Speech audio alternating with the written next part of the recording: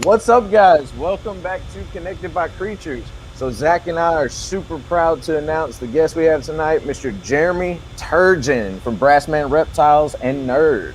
Yeah, Jeremy obviously needs literally zero introduction, and I'm really excited to just kind of dive into not just his journey through reptiles, but his journey through life. So welcome, and I hope that you guys are as excited as we are. Sweet, thank you guys for having me, man. I'm super excited. No, man, like we're not bullshitting you at all when we say that we're super excited and blessed and happy that you're here, man. It means a lot to us. Yeah, man, dude, we're literally your show title is literally it, man. We're all connected by creatures, dude. It's what brings us together, from the 10-year-old that got their first leopard gecko to the angry curmudgeons that hate everybody except their ball pythons. For sure, man. Yeah. So what are you like referencing Kevin there, or no mention of ponytails or anything like that. I totally didn't even mean for that to be like where my brain went, but it's just where my brain went. It's just really did. It's just it just did.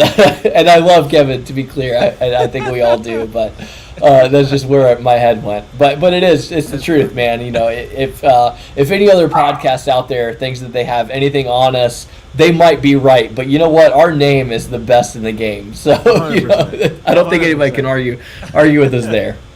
But yeah, man, we're stoked to have you. Again, like Bradley said, we talked about it numerous times. So again, thanks for your time, man. You've had a hugely busy week, and so yeah, I hope we can get into some new stuff and keep things fresh for you, brother. Most definitely. So kind of, and I've been waiting all week to throw this question out to you because I know that it means a lot to you. Give us kind of your level out on which one means a little more to you, your music or your animals. You asshole. I know. I knew what he was going to ask before he even said it, and he didn't even tell me, for the record, but I knew where he was going just with the lead up. Man, I get asked that question actually quite a bit, and especially as I've gotten more public with the reptile stuff and everything. And man, it's hard. It's hard to make that choice. When I was a kid growing up, like, reptiles were everything.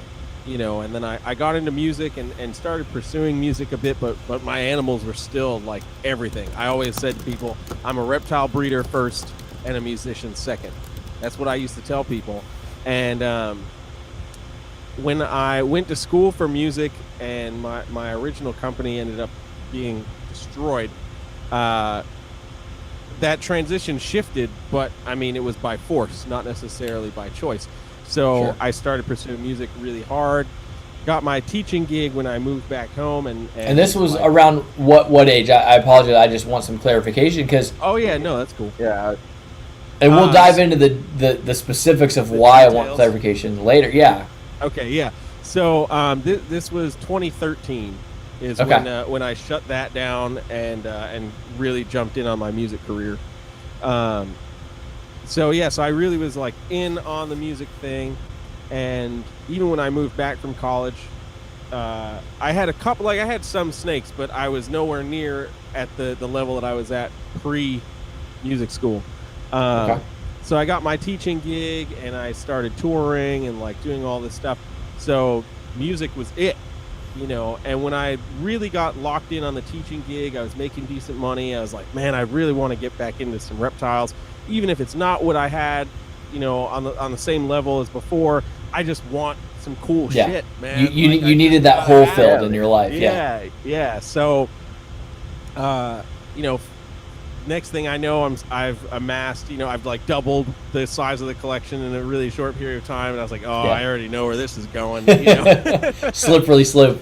Yeah, and then the biggest thing for me is like I knew getting more animals wasn't going to change what I was doing with music. Like, I had spent so much time investing in my music career that I was very often gigging. I was I think 2015 or 2016, I had like 170 dates. So I was basically that's amazing. Either sessions or meetings or whatever for records and stuff like that. Like I had dates lined up. It was like every other day, sometimes 3-4 days in a row. I was doing something music related, and that was what kept my focus on snakes. Was I could go away for 3 days and the snakes would be cool. I couldn't do that with lizards. So that was like the biggest thing. And when I took the job at Nerd, that was one of the first things that I told Kevin. I was like, look, man, I might get a call to go sub at a festival or jump on tour or do a weekend run. And I'm not saying no, because that's my career. Right. Right. And I was like, you got to be cool with that. And he was, otherwise I wouldn't have taken the job. It was just as simple as that. And I put that to the test real quick, because like a month after I took the job, I got a call to do a weekend run. And I was like, see you, dude. Yeah, I'm out. But yeah, so now coming up to Nerd, my collection is at the same numbers, if not more, than what I had way back when. And obviously with COVID, I'm not really out gigging that much. But as things are starting to open up, I've got more dates. Like I was telling you guys before we started, like the last 2 weeks on the weekends, I've been gone. I've been out of town. And then in like 3 weeks, I'm going to be gone for a week. Well, I mean, even when we were up there, you had stuff to do that weekend. You had to go do a session in Atlanta. Yeah. So stuff is happening, and I'm happy to be doing music stuff again. But it's too hard of a question to say which one is got more of a. To be fair, Jeremy, I didn't really expect you to answer it. I just wanted to get it right off the bat. Set the bar for how this is going to go. No, I think that was the goal, was to introduce the topic and get you kind of talk about it. And I'll say this, man, because I think for me, the more that we do this podcast, the more that I and I think Bradley will agree with this, the more that I want to hear the non-reptile side of things, because obviously, like, this week alone, you've been on 3-4 other streams, whether it was your own or other people's, and I myself love to just hear about people's lives and their stories, and like, how did you get here?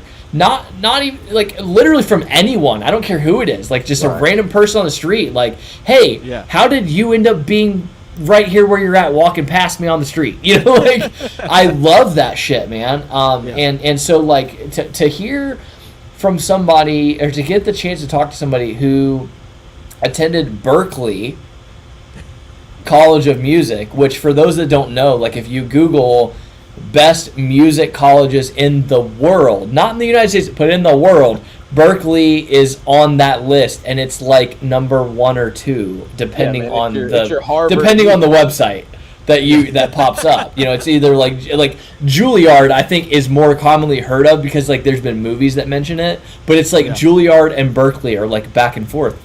And so I like that, to me, sprung my interest literally more than anything you've ever done in reptiles. And that's not to downplay the animals. I'm not kidding, because I'm just like, I don't know anything about that, and that's exciting to me. Like that blows my mind.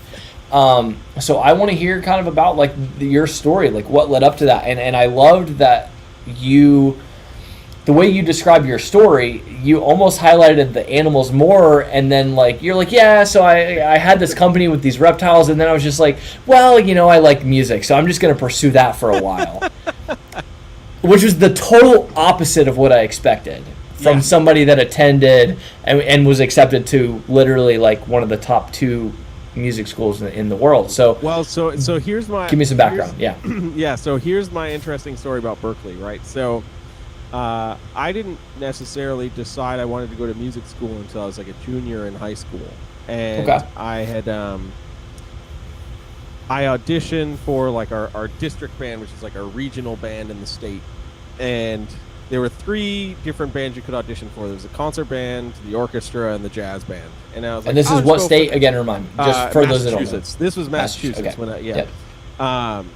So I was like, well, I'll just do the concert band. It's the first time I ever auditioned for the district ensembles. So I was like, I'll just try for concert band. There's like 17 seats for trumpet. I'm like, I know I don't suck that bad. I'm going to get at least one of those. I'll get one out of these 17. Yeah, exactly. So my band director came in, do the audition, whatever audition goes well. And my band director comes and grabs me when the results come in. He pulls me out of my class and he's like, all right, I've got good news and I've got odd news. And I was like, well, usually it's bad, but okay, whatever. But so odds, I was like, well, what's okay. I was like, odd might not be bad. So I was like, well, what's the good news? He's like, you got into districts. And I was like, okay, sweet. That's awesome.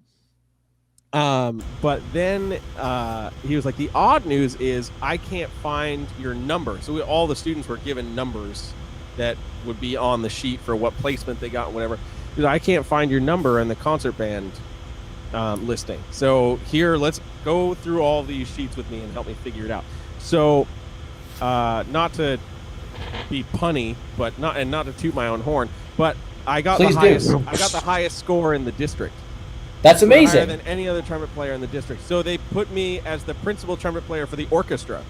Wow. Even though I didn't audition for the orchestra. Yeah. But it was just that was automatic. Concert and orchestra. Yeah. Yeah. Yep. So I forgot exactly what the score. The score was like less than 10 points away from a perfect score. So I was like, okay, maybe I'm pretty good. I started feeling myself a little bit. Yeah. So in Massachusetts, for the record, like yeah. of all of the state of Massachusetts. Well, of the Western District. So that whatever. I'm trying to toot your horn for you. Don't you take that however you want, okay? Toot the little horn. There you go. Gladly, yeah. So, so I was like, oh my god, that's amazing. So, yeah. And then I was super stoked because the person conducting the orchestra was actually the orchestra director at UMass Amherst. His name is Lanfranco Marcelletti. And I had heard many stories of this person, and I was like, oh my god, I can't wait to like talk to him and learn from him and everything, because he's a very charismatic, outgoing kind of person, and I love musicians that are like that. So what caught me off guard about that situation was, the orchestra has 4 trumpet players, and the other 3 trumpet players were all great trumpet players. And they were like, oh, yeah, I study with this person, and I'm playing on this gear, and I'm doing this, and I'm doing that. And they come to me, and they're like, well, who do you study with, and whatever. And I was like, I don't study with anybody. Yeah. And they were like, what? And yeah. I was like, yeah, but, I can't afford lessons, so I'm self-taught. I watch YouTube videos, and, I just try not to suck. I'm kind of really on not sucking. So yeah, so you were that late, like not even late blooming, but just you were that late realized prodigy, and I will say that because I know that you won't. Okay. because I again, like, just the little bit that I know of your story, Jeremy, is very, very impressive, and sure. I have not seen you shout it from the mountaintops enough, and I just wish that you would, because it's a very impressive story, man. It really is, and I'm proud of you. And not even having known you that long, I'm proud of you, and I hope that you're proud of it for yourself. So I appreciate that, man, and that really was like a key turning point for me musically, because I was like, okay, I've been going really back and forth with, like, do I pursue music, do I pursue Reptile? So sure. That experience, in tandem with, I had got the chance to meet up with Dr. Alan Richmond, who is the professor of herpetology at UMass Amherst, and fun fact, was also Jeff Corwin's herpetology professor when he was at UMass. That's awesome. So Bradley and I love Jeff Corwin. Oh yeah, so bam, like we have like, I'm not kidding. I'm gonna spill some fucking tea. Bradley and I have literally talked about the idea that one of these fucking days we're gonna find a way to get Jeff Corwin on this fucking podcast. We're gonna make it happen. Like, it's a thing, and that is a genuine goal. So huge goal, by the way. That'd be awesome. Yeah, it's gonna happen. So I feel like we're one step closer. Yes. Yeah, there you go. Thanks for this conversation. Google. I haven't talked to Al. I haven't talked to Al in probably 10 or 11 years. But it's fine. It's fine, because Google is going to hear us talking about him, and it's going to be in some like weird algorithm, like, you know how the internet works. It's fine. Right. That's right. So in my meeting with Al, like, I wanted to go to school before thinking about going to school for music. I wanted to go to school for herpetology. Like, that was it. My mom always says, when I was 8 years old, Anybody asked me what I want to be when I grew up, I would always say I want to be a herpetologist. Like, I want to work with reptiles. That's amazing. So talking with Al was like, well, what do you keep? I assume if you're interested in reptiles, you probably keep some because they're pretty easy to get a hold of. And at the time, I had probably 80 or 90 animals of various species, and I kept and bred most of them. So he was basically like, well, I can guarantee you that you would be the most educated person other than me in the room. And I was like, what? And he was like, yeah, because most people who are taking these courses, like, they're taking them because it's a requirement. It's like one of those extra things in the biology major that you have to do. There was no major of herpetology at UMass. It was a major in biology, and you do all of your independent study stuff on reptiles. So your focus could be herpetology. That's exactly how it was where I went to college as well. Yeah, so I was like, okay, I was willing to work with that, but it didn't interest me as much, because I was like, reptiles are what I don't care about anything else. I want to learn about reptiles. So, he basically told me, he was like, man, the most you'd get out of this class is being able to do those independent study things, going out into the field and whatever. He's like, but past that, your job would literally be chasing government funds, to do whatever you wanted to do, or be a part of a team that was doing whatever, interested you or whatever. And that really didn't necessarily interest me. And he was like, your other option is, of course, you could do all this stuff and then become a teacher. And I was like, that doesn't interest me at all. Like, I don't want to be a teacher. Yeah. So I was like, all right, this is all helpful information. So that was kind of pushing me a little bit more towards music.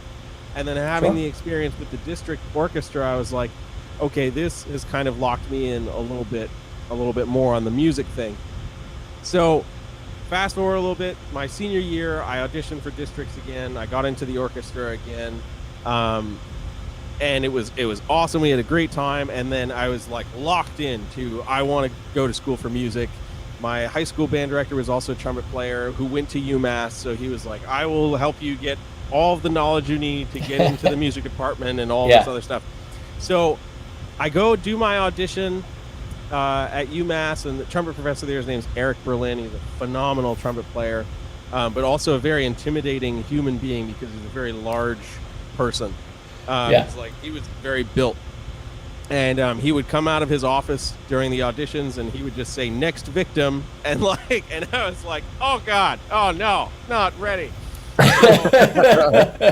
It's all part of the test. All part of the test. Exactly. So luckily, I had met Eric a few other times before, and he had heard me play a few other times before. So it made me feel a little better, but at the same time, I was like, oh God, stop saying next victim. Yeah, that's intimidating. Not making this feel any better, Yeah. So I got into the music department. Now I got that result before I got my result on getting into the university, which, amazingly enough, I got denied access to the university. So from UMass. For UMass, yeah. Which I was so frustrated over because I graduated with just under a 4.0 GPA. I was on my shit, and I had all this musical experience between districts, and I was working with other bands and starting to really form my career. So I remember taking my rejection letter all the way to my high school band director's house. I drove to my band director, and I'm like, because I had been so focused on going to UMass, I literally put all my eggs in one basket. Sure. Because I was like, everything that I'm hearing and that I have lines me up to be the perfect candidate for this school. There's no reason they should not let me in. My SAT scores and this is average exactly enough to get in, and I was like, okay, we're good. So I, of course, appealed it. So I wrote a massive letter of appeal and all this stuff. I had my band director wrote a letter of appeal. He and I got 3 professors from the university to write letters of appeal. I got a state congressman and the mayor of my hometown to write letters of appeal to get me in to the college. I literally sent them a manila envelope this thick of all this material on why I needed to be in the college. They still said no. And I was like, what? So this is the best part. I was like, okay, well, what do I do next? And oddly enough, at that time, I was just kind of diving into the gospel music scene a little bit. I'm not a super religious person, but I was in it for the experience and whatever. And I got picked up by a GB band, which is just like a wedding band or whatever. But they also did short tour runs and stuff. So I joined this band and we started doing tour runs through the Northeast. So I basically toured for a year after getting denied from UMass. And then a buddy of mine who was at Berklee hit me up and was like, you should apply to Berklee. And I was like, dude, if I can't get into UMass, whatever. He's like, well, didn't you get into the music department? And I was like, shut up. You're right, but shut up. So I decided to apply to Berklee, and I went and did my audition, and amazingly, to this day, got accepted. I don't understand how it happened because I felt like I was like shitting all of the bricks. It was such a nerve-wracking experience, but it was probably one of the best experiences of my life. I've met some amazing musicians along the way being there.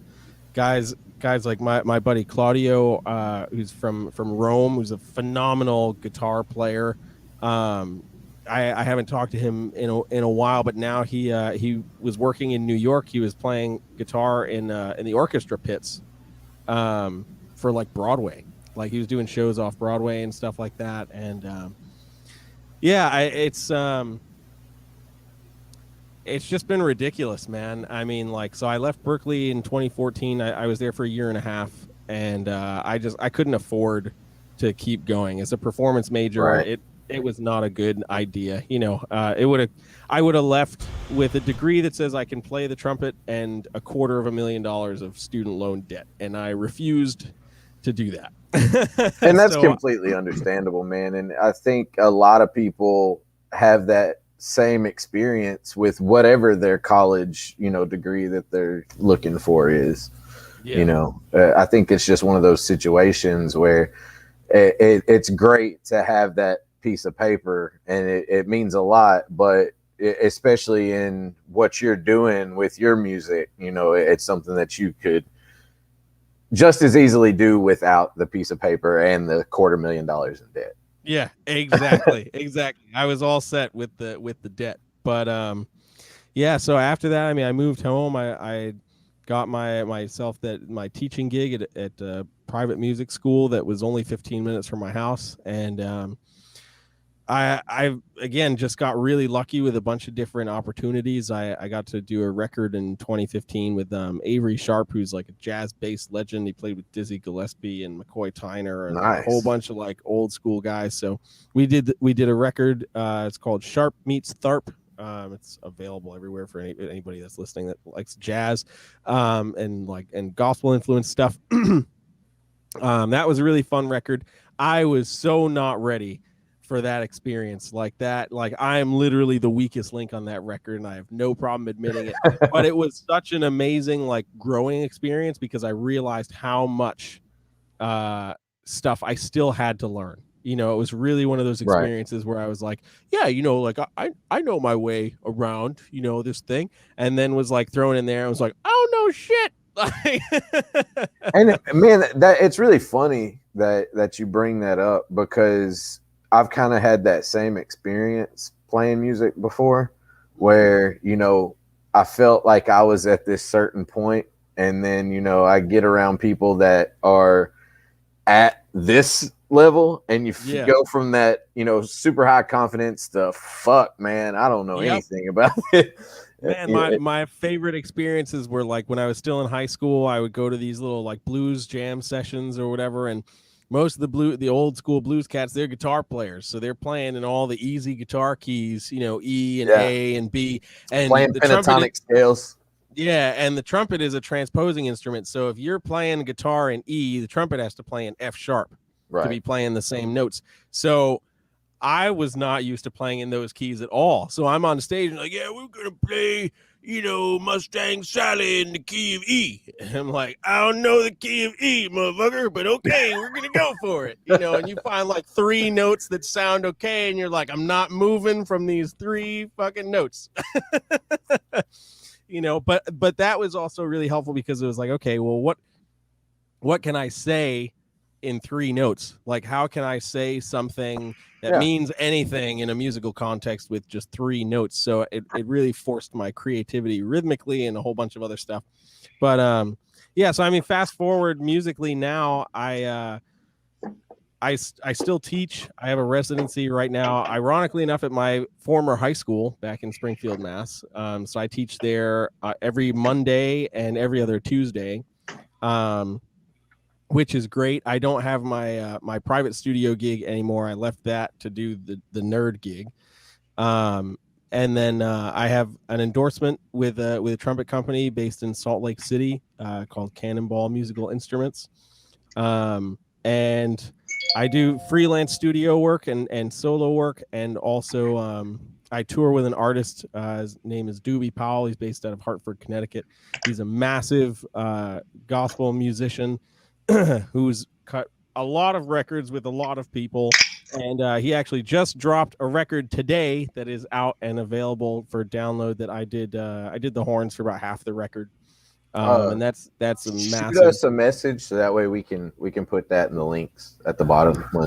Yeah, I'll definitely do that. And Zach, you sir found on that Instagram story, you found that.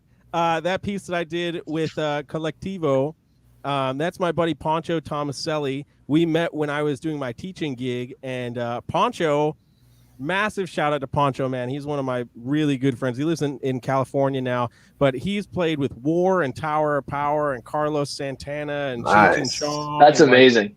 His resume, when I got his resume, I was like, this is 4 pages of 8-point font. Your career in LA. Holy shit. Of just awesome. Yeah, like literally. You squeezed a whole shitload of amazingness and using this tiny font. Yeah, he was like, I went to Berklee. Here's everything I did after Berklee. Everything is better than everyone else. yeah, and I was like, oh my gosh. So Poncho awesome. and I are great friends, and so we did some records for the Facebook Sound Collection. So that's that always feels weird when I hear that come up, because I'm like, man, I wrote that, like I co-wrote that for Facebook, man. Like that's crazy. Like that's not a record that's out for people to download. That's something you can find on Facebook, whatever, like that. Yeah. I do have to say I was impressed with that, Zach. Like when I got tagged with that, and I looked, I was like, holy shit. Dude, like, I'll say this. I was gonna say I was impressed with it because I'll say this. Like I had, I tried to do a little bit of research about people that we're bringing on, and obviously I already knew who Jeremy was, of course. But like, I had seen. Again, my whole thing is I love to see what people are doing outside of the reptile hobby. Like that's what interests me. Because again, I'm like, there was something that led you here. There or there's something that finances what you're doing in the reptile hobby, because let's be real honest, like not many of us are making money off of our animals. And so I love that stuff, man. But yeah, so I saw a lot of posts from Jeremy, like talking about, guest spots that he did with various artists and things like that. And it was people I've never heard of. And, Bradley, we have this, like music, like musician of the week or band of the week that we do. And so just like I really tried to dive deep in that. And so when I was making those Instagram posts to literally just promote this, I was like, fuck it, I'll just type Jeremy's name in and just see if something comes up. And that's the thing. Like that impressed the shit out of me, that literally if you type Jeremy Turgeon in, like on Instagram, if you're making a post, you can post music, and it's a lot of mainstream artists. And there have been metal bands that I've like tried to find a specific song, and they're not on there. It doesn't but exist, and yet, if I type in Jeremy Turgeon, who should be in it, like in most people's minds is like an obscure person, Yeah. there was a whole bunch of shit that popped up, Yeah. and I'm like, And this guy's gonna be on our fucking podcast. exactly. But like that to me was fucking cool. And Jeremy, I'm telling you, when I tell you, I kicked myself for not doing that for the first post I made, because I think I made 2 posts promoting promoting the stream, and I was like, shit, I wish I would have done that for the first one, because this was like my second promo for this was way better than my first. and then you text me, or you replied back to it, and you're like, dude, I'm pretty sure the guy in the GIF that you used, because I used a GIF in that. It was like I used a GIF of a guy playing a trumpet, and you're like, I'm pretty sure that's my buddy so and so, and I'm just like, man, this like Jeremy's way more famous than than the reptile hobby realizes. He's way more IG famous than anybody gets credit for. So. No, you know what it is, man. I mean, and people have asked me this in both fields, reptiles and music. They've always asked like how I've gotten to meet so and so, or how I've gotten to meet so and so, especially because like musically, like I love what I do, and I don't want to downplay myself as a musician at all. But a lot of the guys that I hang around with, or that I get the opportunity to talk to, are like my age, that have resumes that make mine look not impressive at all. I think the immediate one that comes to mind is my buddy Braxton Cook, who's like, he's been in the pit for America's Got Talent. He played with Rihanna. His brother was Solange Knowles, MD, Beyonce's sister. Like, I mean, like all this stuff. And, so I mean, I look at that and I'm like, oh my God, I'm a nobody. But like Braxton went to Juilliard. He comes from a massive like musical background and like all this stuff. So, and he lived in New York City. So he had immediate connections to like everything music. But anyway, I always tell people the most important thing is being willing to really network. The saying, the cliche saying, like, it's not what you know, it's who you know. Like, no, I'm the embodiment true. Always. Of that. I am 100% the embodiment of that, because there are some things, like, people will tell me something, I'm like, I don't know shit about what you're saying, but I know that person though. I know a guy. I know a guy that knows something. I know a guy, exactly. Yeah. So like when I was really like diving in musically, especially when I have a manager for my band and stuff, and she's based in New York City. So whenever I would be in New York, like hanging with her, if I had friends that were playing in the city, I would try to go to their show support. Yeah. Like, I'm in town, like, let's go. So I happen to, this is one of my favorite stories, because like I kick myself because financially it was a massive hit, but it was so worth it. So my buddy Mike King, who's a wonderful piano player in New York, I met him when I did the record with Avery Sharp. He was the piano player for that gig. He's a little older than me, if I remember correctly, but he was playing at the Blue Note in New York with this trumpet player, Theo Croker, who I like fanboy about all the time. Theo is such an amazing trumpet player. I love his music. So I hit him up. I was like, hey man, I saw you were playing at the Blue Note. He's like, yeah, man, come, are you around? I was like, yeah. He's like, I'll put you on the list, man. Just show up at the Blue Note. And I was like, perfect. This is dope. That's amazing. I go to the gig. The gig was fucking amazing, dude. Like, I was like, oh my God, this is so freaking awesome. And I go up to him afterwards and everything. He's like, man, it's good to see you. He's like, we're going to go, like, we got to run backstage, but we're going to go to the bar right across the street and hang. You should come with us. I'll introduce you to the band and everything. And I was like, hell yeah. Like, let's go. Right. Like, sure. So, yeah. So I was like, hell yeah. So so we go to the bar and they introduced me. I start talking to a couple of them and I was like, you know what? This is one of those instances where, like, I forgot who the tenor player, one of the tenor players was, but there's another sax player on the gig. His name was Erwin Hall. India Owens was this chick on bass. She was dope. I always forget the name of the drummer, and that kills me because he was such a great drummer. And then Theo, and I was like, fuck it, everybody get around. Like, I'll just buy everybody around. I forgot I was in Manhattan. Drinks are expensive. Oh yeah. That was such a hit. I can attest to that. Dude, I paid for that and was like, okay, it's time to go. I can't afford an Uber. Like, I don't think I'm going to be able to eat tomorrow. Who's Yeah, going to cover exactly. my Uber and But who's going to buy my lunch tomorrow? Yeah. Yeah, but that gig did a couple of things for me. Number one, like, and I tell people this all the time, like, I'm not gonna fight my way to have a conversation with somebody. I'm gonna have a Right. conversation just normal, and if we hit it off, great. If not, and we but we see each other later, and it's like, hey man, what's up? I'm cool with that too.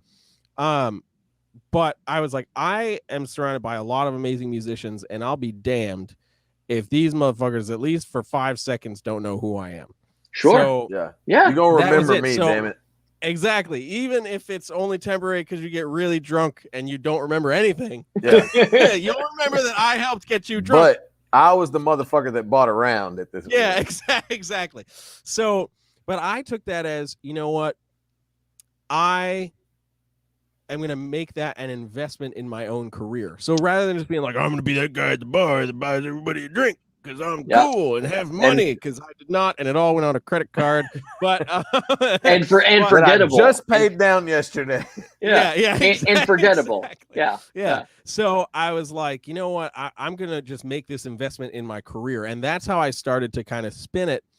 And later on, I got to do some work with one of the sax players, Erwin Hall. I brought him to the school that I was teaching at to host a master class. I actually still owe him lunch. I should probably message him. But India Owens, the bass player, like her and I met up at a jazz festival that we both happened to be playing at, and it was like, she's amazing. I love her. She's such an amazing and energetic human being. Another bass player that I've met through similar situations is he goes by Dub on Bass on Instagram, and he's amazing. We've been at a bunch of different gigs I've together. watched some of his stuff on Instagram. Yeah, I think it's Eric Wheeler, I think. Isn't it? The I dub really on know him. bass sounds really familiar. Yeah. I know him way more by the Instagram handle because that's what I see more than anything else, But Theo was the same way. The artist that like did the gig at the Blue Note was the same way. Like, I got to hang and talk with Theo, and Theo makes me sound like doo-doo on the trumpet. Like, Theo is amazing on the trumpet. And it just so happened that later, I think it was like the next year, he was being brought up by the Valley Jazz Network, which was this group of people that like really like jazz, that want to see it successful, and they wanted to bring all these young artists like into the scene in Western Mass. And it was all hosted through UMass. So I got kind of pulled in backhandedly onto the board of the Valley Jazz Network, and they reached out to me and said, hey, Theo, we're bringing up Theo Croker. Is this somebody you'd be interested in like meeting up with? And I was like, man, I haven't seen Theo in a couple of years. And they're like, wait, you know Theo? And I was like, hell yeah, I know Theo. And they're like, what? So like we go and hang out, and he kind of remembered me. So I was like, it's been like almost 2 years. So I didn't expect him to be like, hey dude, what's up, from 2 years ago that bought me a drink. Like I didn't expect that at all. But Hey, that guy. yeah, you're that guy. You bought me things. Like Sure. But it was cool, man. Like, I was like, yeah, dude, I saw you at the Blue Note and you fucking crushing it, blah, blah, blah. He's like, yeah, man, that was a great show, and blah, blah, blah. And I was like, yeah, Mike King, your piano player, is the person that brought me out, because we blah, blah, blah. And then as soon as I made all the connections, he was like, oh, word. Okay, so you're not just some random person that's crazy just some and happened random to meet me. guy that also happens to play trumpet. Yeah, exactly. Yeah. So, and we hopped on stage at a blues jam hosted by one of the local areas, and it was great, but all of that nonsense, long-winded BS, to literally just be like, it's how you connect and network yourself that means so much more, and being willing to, take a financial hit once in a while, but like, it's how you spin it. So like, I've been a self-employed musician for many years. So for me, that was just a write-off. It was a business expense. I'm on the road. I'm here with my manager. I'm at the club visiting friends that are playing music. Like, this is a write-off for me 100% of the way. And sometimes it's not just a financial commitment, it's a commitment of time. So, the other instance that pops out, there's two that pop out into mind for this. Christian Scott, who's an amazing trumpet player. He came to my hometown, and I waited. He did this little thing in our hometown, and I waited in line to talk with him afterwards. It was the first time I was going to get the chance to meet him, but I knew who he was. I loved his, and the biggest thing that I had known about him was the brand of trumpet he played on was the same brand of trumpet I played on. He just had his customed all crazied out because he's an amazing, like Grammy nominated trumpet player or whatever. So he gets all the fun shit because reasons. Yeah. Because like, whatever you want. Yeah. Whatever you want, dude. It's great. So concert ended kind of later in the, like probably like 10 o'clock or whatever. And then it's like the meet and greet, whatever. So I'm standing in line. Anytime somebody jumped behind me in line, I would let them go in front of me.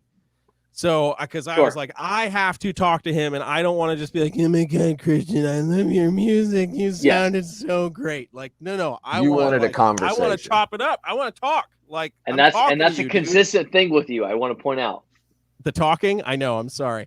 No, you and Zach have it in common. No, I mean the you like, wanting shut to up, pursue. Guy. No, not at all. I love that you're talking. I appreciate it so much. My point was to just highlight that with building relationships, you weren't just wanting to be the guy that's just like, hi, I'm gonna go now. You were the guy that's like, hi, let me interact with you as much as I can without being a pain in the ass. Exactly. Unless I can be a little bit of a pain in the ass and still, be okay. And still have that kind of relationship. You're willing to push that envelope. But that's a consistent thing with successful people, man. And I love that. Exactly. And so I waited in this line, and the line, it probably took like an hour. Yeah. Or maybe more of just standing there. And then somebody comes up. Oh, here, go in front of me. Oh my God, are you sure? Yeah, please just go. Hurry the fuck up. Like, say hello, get your signature, and you get your shit done so I tell can everybody else to come the fuck on and get out of the way. Yeah, just exactly. Get it over with so I can talk to this motherfucker. Yeah. So finally I get up there and I'm like, look, dude, I know you've been here for an hour, man. I just want to say I'm a massive fan. I love your music. I said, but here's the thing. I'm here to talk shop for a second. And he was like, huh? And I was like, I gotcha. Yep. And immediately. He was like, hook, line, and sinker. Just reeling it in. I'm a trumpet player too. I play on Adam's horns too. I know what your original horn was modeled after. That's not what you're playing on now. So what's different about this horn and the last horn? And he was like, oh, so you're in the know. And I was like, yeah, man. So then I again start connecting the dots. Oh yeah, so you're playing at Adams, the owner, Meal. I know Meal. I've met him at Trent Austin's shop and blah blah blah. Like we chop it up whenever we see each other.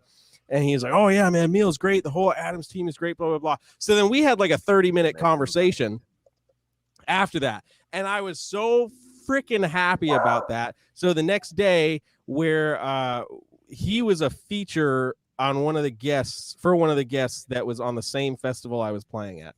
So we're chilling backstage, just talking it up. My singer for my band, her name's Nichelle Mungo. Massive shout out to Nichelle. I love her to death. She's like a sister to me. She's a professor at Berklee. So she no big deal. Yeah, no big deal. So she has known Christian for a long time. Like when Christian was a student, I think she was like a student as well, or like she was just graduating, whatever. So they hadn't seen each other in a while. So I walk over to Christian with Nichelle, and it's like, oh my God, Berklee reunion, yay! So I was like, yes, hook, line, and sinker. We're in this motherfucker, Yeah. So that's instance number one. Instance number two was actually in the reptile world was Barczyk, actually. It was with Brian Barczyk. So I first met Brian in 2009 at a White Plains reptile show in New York. And it was. And you had been keeping reptiles for how long at that point? Let's see, 2009. I mean, a rough idea. I'm not expecting exactly. Yeah, no, I was a sophomore in high school, so it was at 16. So I've been keeping for about 8 or 9 years. Yeah, so I think the point is that you were a sophomore in high school.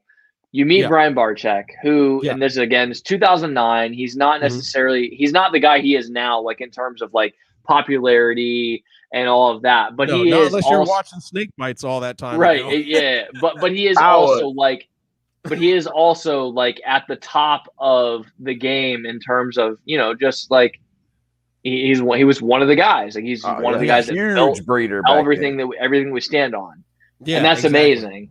But yeah, no, I just wanted to clarify like how long you had been keeping your experience. Oh, yeah, Just for people that maybe watch this later that are like, I want to do the same thing that Jeremy is doing, follow your 100%. footsteps, so they kind of understand your beginnings. 100%, which is going to be very different now. But again, I love that. So, anyways, it's White Plains. Yeah. So White Plains, I see Brian, and Brian brought like the whole crew. So Chewy was there. I think Kel and George were there. Like the whole old school crew. Like Noah was like very young, didn't even want to be at the show. He was like under the table playing video games. He's like, I'm just here for the New York Franks. Like, he's like, didn't even want to. Yeah. And I was like, oh my! It was the one time I was actually like starstruck by anybody, because I was like always watching snake bites, Yeah. So I just remember being like, Mom, oh my God, it's Brian Barczyk. I'm so excited. So I go up to meet him, and part of this is part my willingness to go speak to somebody that I really admire, but also massive part of just the kind of human being that Brian is. God, man. Because I was just a 16-year-old, literal like nobody, at that time. Perfect storm. And this was Brian Barczyk, and it was literally just like, dude, I'm such a massive fan. I love everything you're doing. Your animals are fucking, top notch. Like, oh my gosh. So, and we just started to talk, and before I know it, like an hour has gone by. Yeah. And I'm like, this is fucking Brian Barczyk, dude. Like, what the hell? The best part about that show, and I've talked about this a few times on a few different podcasts. My mom was with me for that show. Obviously, I'm 16. I wasn't driving to New York by myself. Yeah. I brought this big, massive, evil blood python to put on my buddy's table to sell. This thing railed my mom in the face at the show. Like, if she didn't have her glasses on, she would have lost her eye. So, like, right across the face. I marched her over to Barczyk's table, and Chewy was there. I was like, Chewy, blood bite to the face. Beat that. To this day, Brian and I will still talk about that shit. I was going to say, like, I'm telling you, this is one of those things in the back of my head. Like, the first time I get to meet Brian Barczyk in person, I would be like, hey, man, Jeremy was telling me this story. I'm going to bring this up. Like, just, some old school knowledge. Please do. Yeah. No, that was so fun. And then 2 years later, so 2011, graduating high school. And my mom had surprised me with going out to Barczyk's place for a whole week that summer. Like, that was my graduation present. And she's like, I already talked with Brian and Lori, and we're all set to go, and blah, blah, blah. And I was like, what? Like, I was like, oh yeah, God, of course. This is so amazing. So that was amazing. I'll sidestep just for a second to preface. At this time, I've also already known Kevin up here at Nerd. Like, I met Kevin when I was a bit younger, so I was already kind of aware of like bigger breeders and that kind of stuff.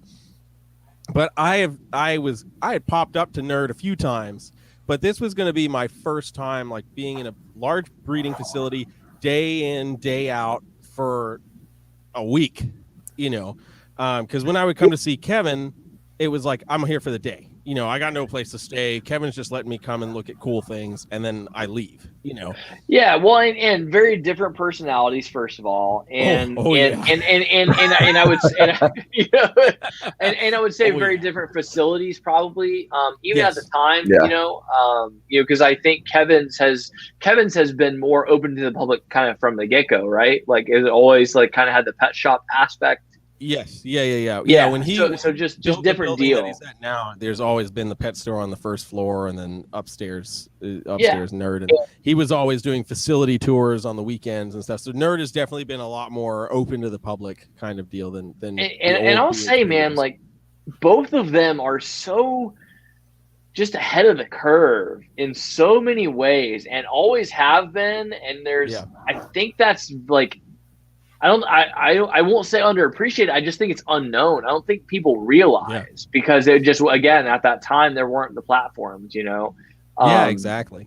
And so I love seeing that kind of adjustment from Nerd, and I think that's you have an interesting perspective on all of that, and so that's just a tiny piece. Anytime I could ever get them in the same place together, like, I made sure I was there. Like, I remember literally anyone would. calling my boss and being like, I'm not coming to work tomorrow. And they're like, why? And I'm like, because I have to go to New Hampshire because Brian Barczyk is coming to New Hampshire. And they're like, who the fuck is Brian Barczyk? It doesn't matter. I'm not coming to work tomorrow. I'm just telling you. I'm not coming to work tomorrow. I'm fucking so jealous of that because I haven't had the opportunity to see them both at the same time and them interact with each other. And, you know, meeting Brian was amazing. He's exactly like you're saying, man. Fucking didn't know me from Adam. I'm nobody. And, like, just fell right into, like, we've known each other forever. Yeah. But that starstruck moment, I had that with Kevin at Tinley. Like, oh, yeah. Kevin just kind of, like, and dude, I've been around celebrities, I've been around musicians, I've been around all types of people, and Kevin's the only person I've ever like stepped back and be like, wait a minute, do I really want to come up and talk to this guy right now? You know, dude, just fuck. Hey, I was just telling Zach this story the other night. That's right where my head went. In his bedroom the other night when we were up there, and I'm the Muay Thai dummy, and I'm like, oh shit, Kevin. Yes, that's right. Yeah, Jeremy saw it. Good shit. I did. Jeremy saw me turn into Kevin's Muay Thai dummy for like 10 seconds, and I'm like, whoa. Bradley, we've all been there at least once.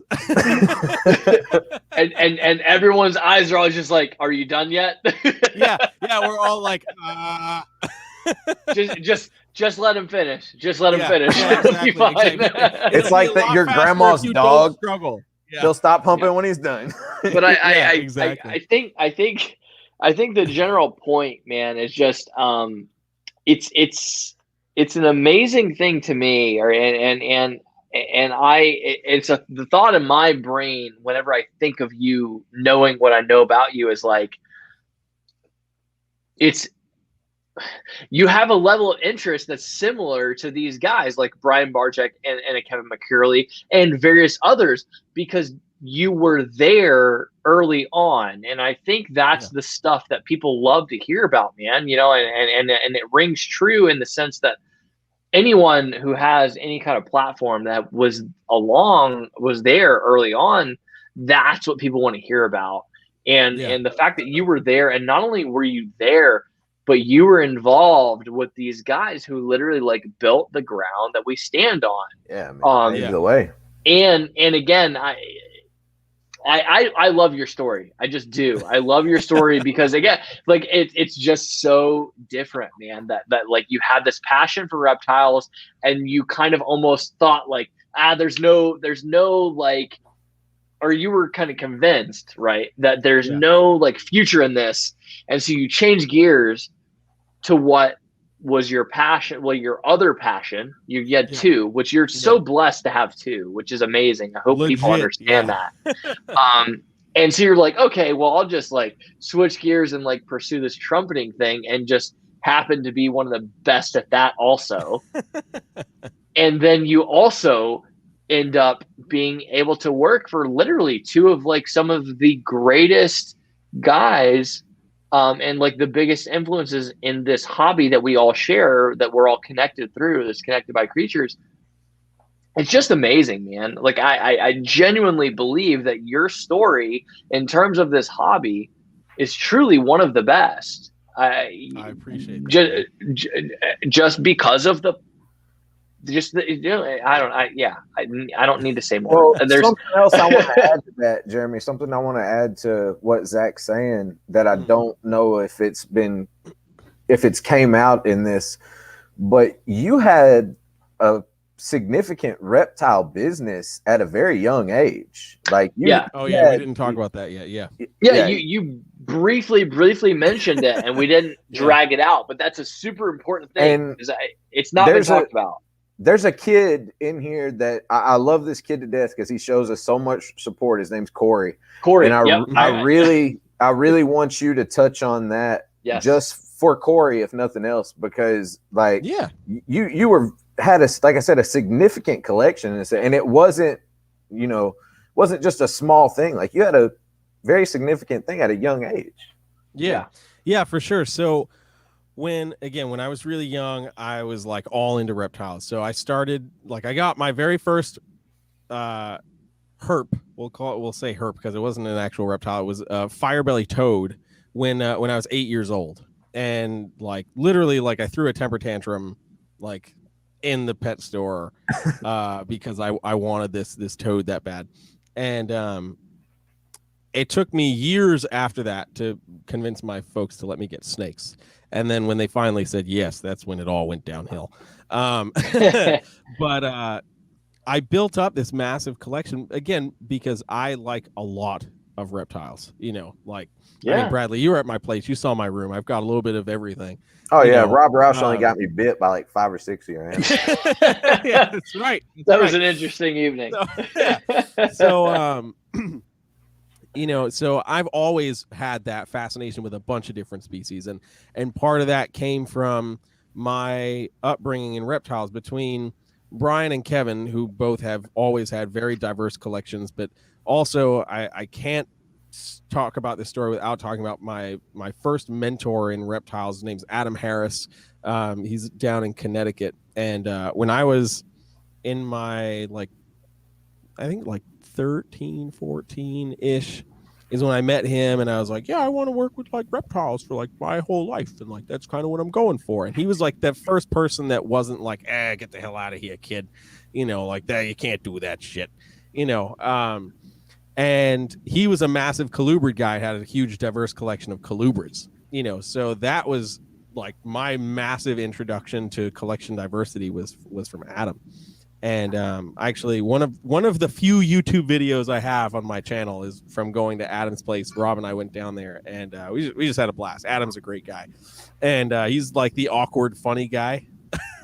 That's like he'll say something really dry and tame, and you're like, wait, what the hell? That was actually really funny. Why did we just glaze over that? So he's that guy. But anyway, so I started like building this collection. I was breeding leopard geckos and stuff first, so I was probably like, I don't know, 10, 11, 12-ish, and then like really started diving into the snake thing, and having bred and sold leopard geckos, I was like, well, maybe I can do the same thing with the snakes, like I have some kind of understanding. So sure enough, obviously you can do that. And when I was a freshman in high school, I was like, Mom, I want to be doing this like full time. Like, this is what I love doing. I've got enough animals to be able to do it. Like, let's make this a business. So we went down to City Hall. I got my DBA license and started a business. It was called J&D Reptiles. And I was doing YouTube super hard. I was doing the social media game really, really hard. Yeah. And I basically ran this business. I had around 150 adult animals of probably like 23 different species of snakes, from ball pythons, carpet pythons, Antaracea, many different colubrids, and was like breeding them all. I was like, these things are amazing, and just like going. And that's insane. So I was in high school doing all of that. Yeah. From a business standpoint, that's insane and impressive. And I'll tell you, like, I couldn't afford the coolest shit by any means. Like I'm talking about like breeding like albino corn snakes, and they're like $50, and like ball pythons. Ball pythons was what I was focusing on as much as possible, but I didn't really get heavy into the bigger ball python stuff till kind of like my senior year in high school. So everything else I was doing was kind of like lower end colubrid kind of things, but I was still like vending shows. I had my original YouTube channel was like over 6,000 subscribers or something like that. Like for 2007, 8, 9, 10, 11, that was, that's kind amazing. Of substantial, so I was like, okay, this is cool. Kind of substantial. No, that's huge. So I was especially in that sector. I was in it 100%. Yeah. And right around the time I got it accepted to Berklee, I had a guy who was working with me for a couple of years, and I was like, man, I'm going to be moving to Boston. I'm not taking my animals with me. I'll be back like at least once a week, to like check through things. But I basically like wrote a book on how to maintain my collection, how to get through the breeding season. And once a week I was coming through and supervising everything, making sure everything was moving in the right direction. And then I was hightailing it back to Boston. So I literally wrote a book on how to do this. and it was like this foolproof, whatever. And he and I started talking about, hey, he wanted to invest a little bit of money in some stuff for me. And I was like, well, I can draft up some contracts and we'll make some stuff happen. Because I was no idiot. I already had bad experiences with people trying to invest money with me and stuff. Sure. And it never ended well. So I was like, I can draft up some contracts. And he was like searching for this snake and he couldn't find it. And I was like, dude, just wait.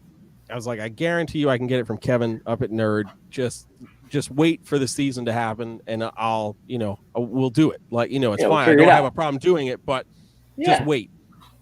So we had gotten a few animals, whatever. And without me knowing, he got another animal from somebody out in California, brought it in, never quarantined it, and just started breeding it.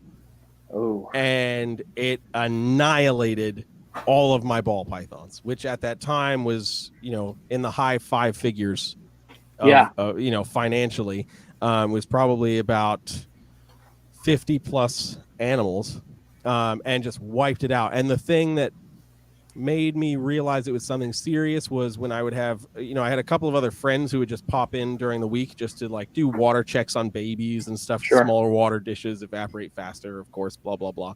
And they would be like, hey man, when you come back this week, like you should check on these 2 snakes. They don't look quite right. So you should take a look at those 2 snakes. And when that started happening to babies, I was like, okay, that's a problem, because I've been breeding snakes for like a decade and I've never had sick babies. Right. Like, that's, so now I'm like, okay, so there's some level of cross contamination that's happening here. Do you think it was like an IBD thing, or? I think knowing what we know now, Nido. and especially now with what I know, I can almost guarantee it was a Nido virus. Yeah. And because it only touched my ball pythons. Right. It only touched my ball pythons. And I mean, I was livid. Dude, I had like... Of course. I had lemon pastel double het lightning pieds double het axanthic pieds back in 2010, 2011. Like I was trading... Jesus.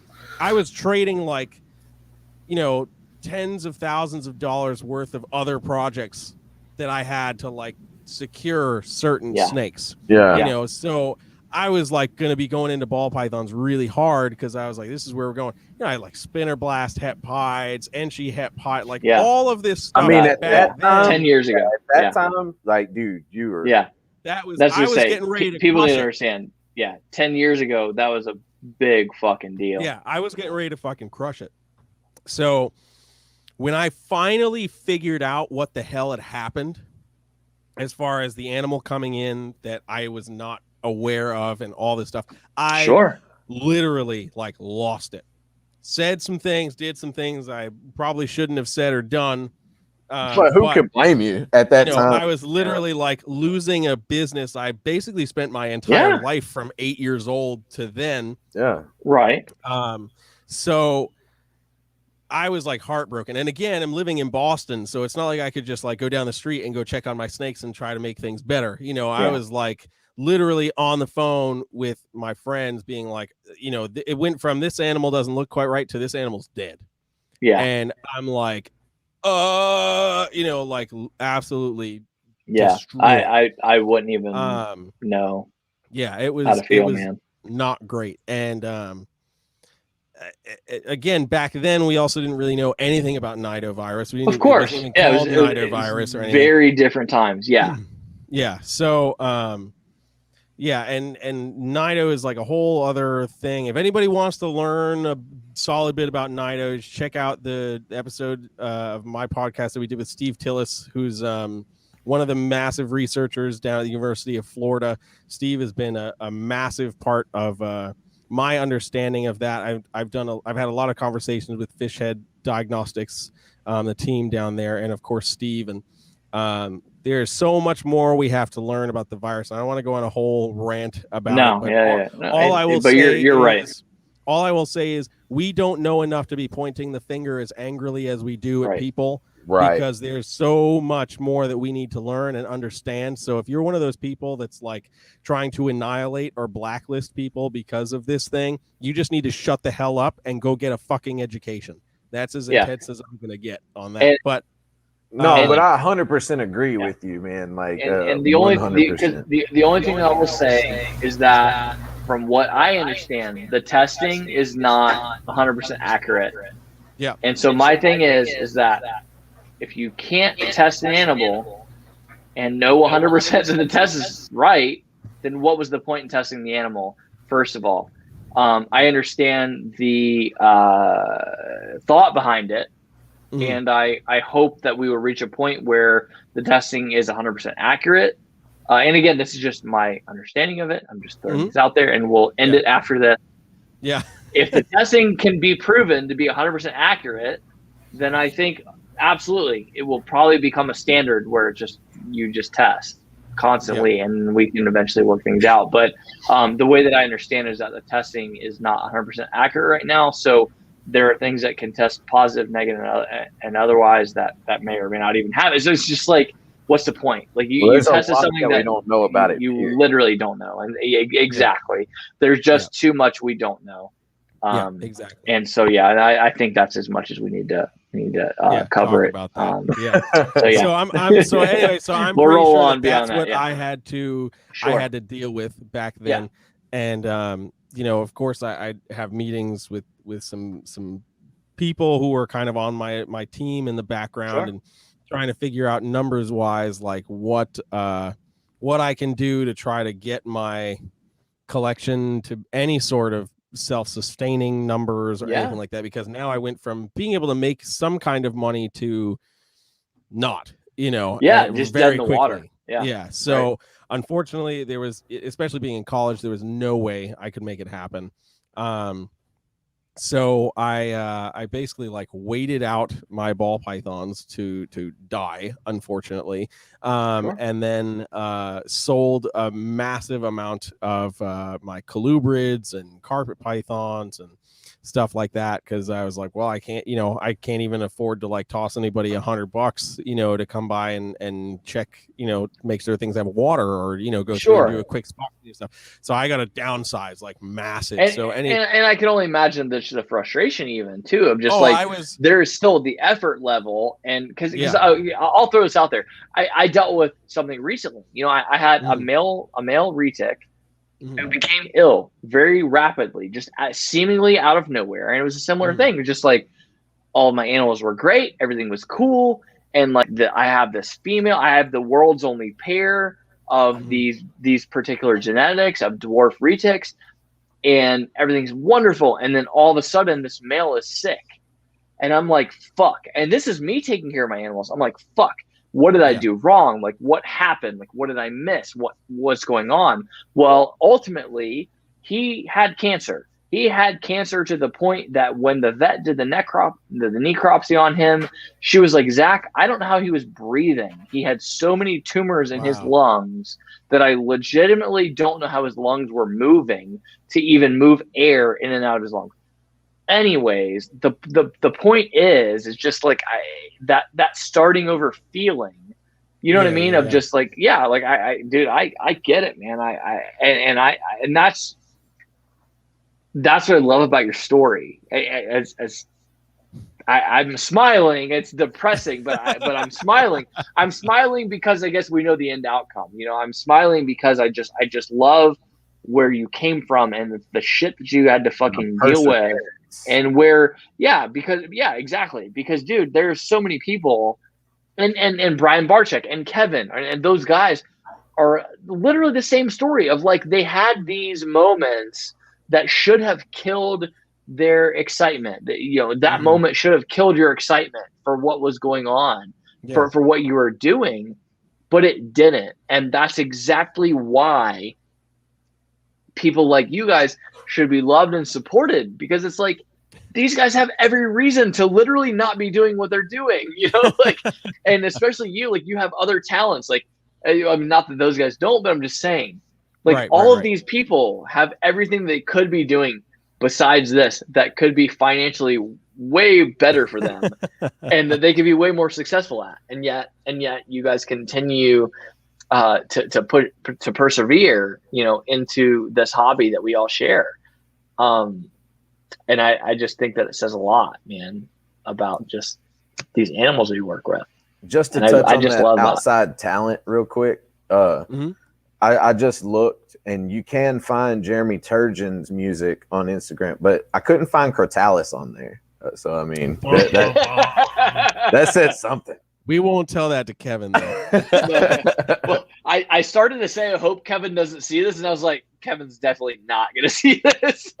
Dude, Kevin doesn't have Because time Kevin's not gonna, like, if I literally, like, if I had Kevin's like number and I text him this, he still wouldn't see it. No, you know what? And that's you know not why a knock he to wouldn't see it? Kevin to be No, you to wanna be know why clear he for wouldn't see it? anyone that Because sees this after. He's fucking painting floors right now, so he wouldn't, exactly he wouldn't be right, because he wouldn't has be looking. right, Yeah. and that's exactly what I was gonna say. Because unless it's like current and he's literally got nothing going on, he's not gonna see it. But again, Yeah. I just that's another thing. It speaks to his success. Well, And that saying Kevin and nothing going on, like that just doesn't they work. don't. Yeah, It doesn't work. It doesn't work. Yeah, Kevin would be like, he'd be like a dog, like, Yeah. with their What do you head mean tilted. nothing's going on? Like what? Yeah. What do you mean I have Yeah. nothing to do? Yeah, exactly. Just does not Oh compute. man. Yeah, exactly. Yeah, seriously. No, I'm just But, I like yeah. Go ahead. I'm sorry. Oh yeah, no, you're good. But yeah, I was gonna say, so through all of that kind of nonsense and everything, you know, I definitely took a major step back. And the key thing, because I know if anybody's listening to this that cares, might try to find any of my old social media or my old YouTube channel and all that. I got rid of all of it because I was so frustrated with everything that happened, and I had nothing to, you know, do for content anymore. So I'd stopped posting videos and all this stuff. And then this is where this is going to make me go on a whole other direction. So hang on, Let's get go. ready for this, guys. Buckle up, guys. Buckle up. Okay, so then came the wonderful bullshit that this industry sometimes dishes out. And that was people going onto my YouTube videos from 10 years prior and being like, this information is incorrect. You're an idiot. Blah, blah, blah, blah. And it was like, and I wasn't the person that was going to disable comments because I'm not afraid of a little, you know, fighting here and there. Sure. But I was like, it was like every day there was somebody saying something, and I was like, oh my God, I'm going to kill people. What the hell? So I literally I got rid of everything. I deleted the old YouTube channel. I got rid of everything. And I was like, I need to take a step back. And when I started to get back into it after I got my teaching gig and was making decent money and could afford to kind of do this again, I didn't know I was going to get to where I'm at right now. Like, I didn't know the Brass Man was going to even be a thing. I just want to have a small collection of snakes, of reptiles that I love the shit out of, and I'll breed them whenever I want to, kind of deal. And as soon as people got wind that I was coming back into things, they were like, oh, it's game on. And I was like, all right, let's go. You know, here we go. So it went from, like, I got myself down from 150 or 60 animals down to like 12. Yeah. And now my collection is currently like 170 something animals. So we're like right back up to those numbers. But the Brass Man thing, I've talked about this a couple times. The Brass Man thing came about from Phil Goss at USARK. And now support you'll USARK, kind of everybody. You'll understand exactly where I'm about to go with this. So Phil, I was bidding on a snake. I may have had too many beers at a Tinley show, but that never happens to anyone. No, not at all. So I'm bidding on this snake. I get the snake, and Phil's like, sold. Thank you, Brass Man, because he knew that I played trumpet. I'd known Phil for a few years. So like the Brass Man thing like stuck. So that wasn't even something you came up with. It wasn't even anything I came up with. It was Phil Goss from USARK. He's the one that came up with that. So shout out to Phil for that. I love that so much. Yeah. So I was like, okay, I'm cool with that. You know, like my friends were like, oh, Brass Man, like that's you should call yourself the Brass Man. And I was like, yeah. What okay, Tinley was that, Jeremy? How long that was that? 2016 or 2017. Okay, and that's what I was gonna ask, because again, I'm trying to paint the picture of this timeline. Kind of Sorry, I'm a little all over the place. No. Don't apologize. It's just, again, your story, again, just for anyone, man, like for kids, for literally kids coming up in this hobby right now, is fucking amazing. It really is. And it's also, to me, again, it's just very underappreciated and just not spoken about enough. Yeah. Because again, we have all heard Brian Barczyk's rise through the hobby and like where he started. We've all heard like Kevin's rise, through the hobby and all these people. But the thing is I don't think people understand that. And I think part of it is like you look very young, right? And you are very young. To be clear, I was gonna say you are very young. I didn't mean to word it that way, but I'm just saying you're very young. You're a very young man. You're younger than me even. But my point is, I guess I feel like an idiot for painting that way. Anyways, my point is that you're very young, but in terms of your impact on the hobby, dude, you have been around since the old heads were having their early impacts on this hobby. So you are a very young person that is also a very old head in this hobby. Well, I definitely appreciate that, man. It has been a journey. That's for damn sure. So I will say before I go off on the whole US ARC thing, because that's going to happen. I have to make sure that happens. And we want coming, that. And it's important. Yeah, 100%. I will say to anybody like Corey or anybody that's younger that wants to come up in this industry, yes, I'm talking directly to you guys. It is totally possible to work this dream. I will say that it is totally possible. It takes a lot of ass busting, and you've got to work with sorry, I said kids. Here's all the kids. It's going to take a lot of ass busting to get this shit done.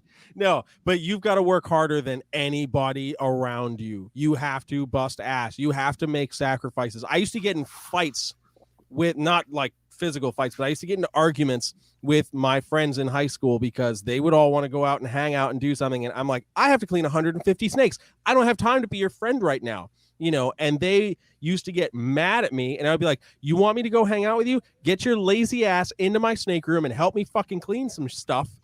And then let's go do some things. But if you're going to not do that, then go do whatever the hell you want to do. I don't have time. Sorry. It is what it is. You're not paying my bills, so I'm going to do what I want to do because I like doing it. And it's also how I'm, kind of paying for, me to be a human. So it is what it is. So, but if you're like kind of debating like, what I like this species or I like that species, I don't know, is it worth breeding this, is it worth breeding that? Here's the thing: whether you love ball pythons, carpet pythons, colubrids, odd weird things that are still being imported and you need to start to learn how to treat things when they come into the country, whatever it is, you can do it. I have, again, way too many animals but for my own self. But out of the 16 or 17 species that I currently have, I have 4 like major target species that I have very specific projects that I'm working on for each one of those species.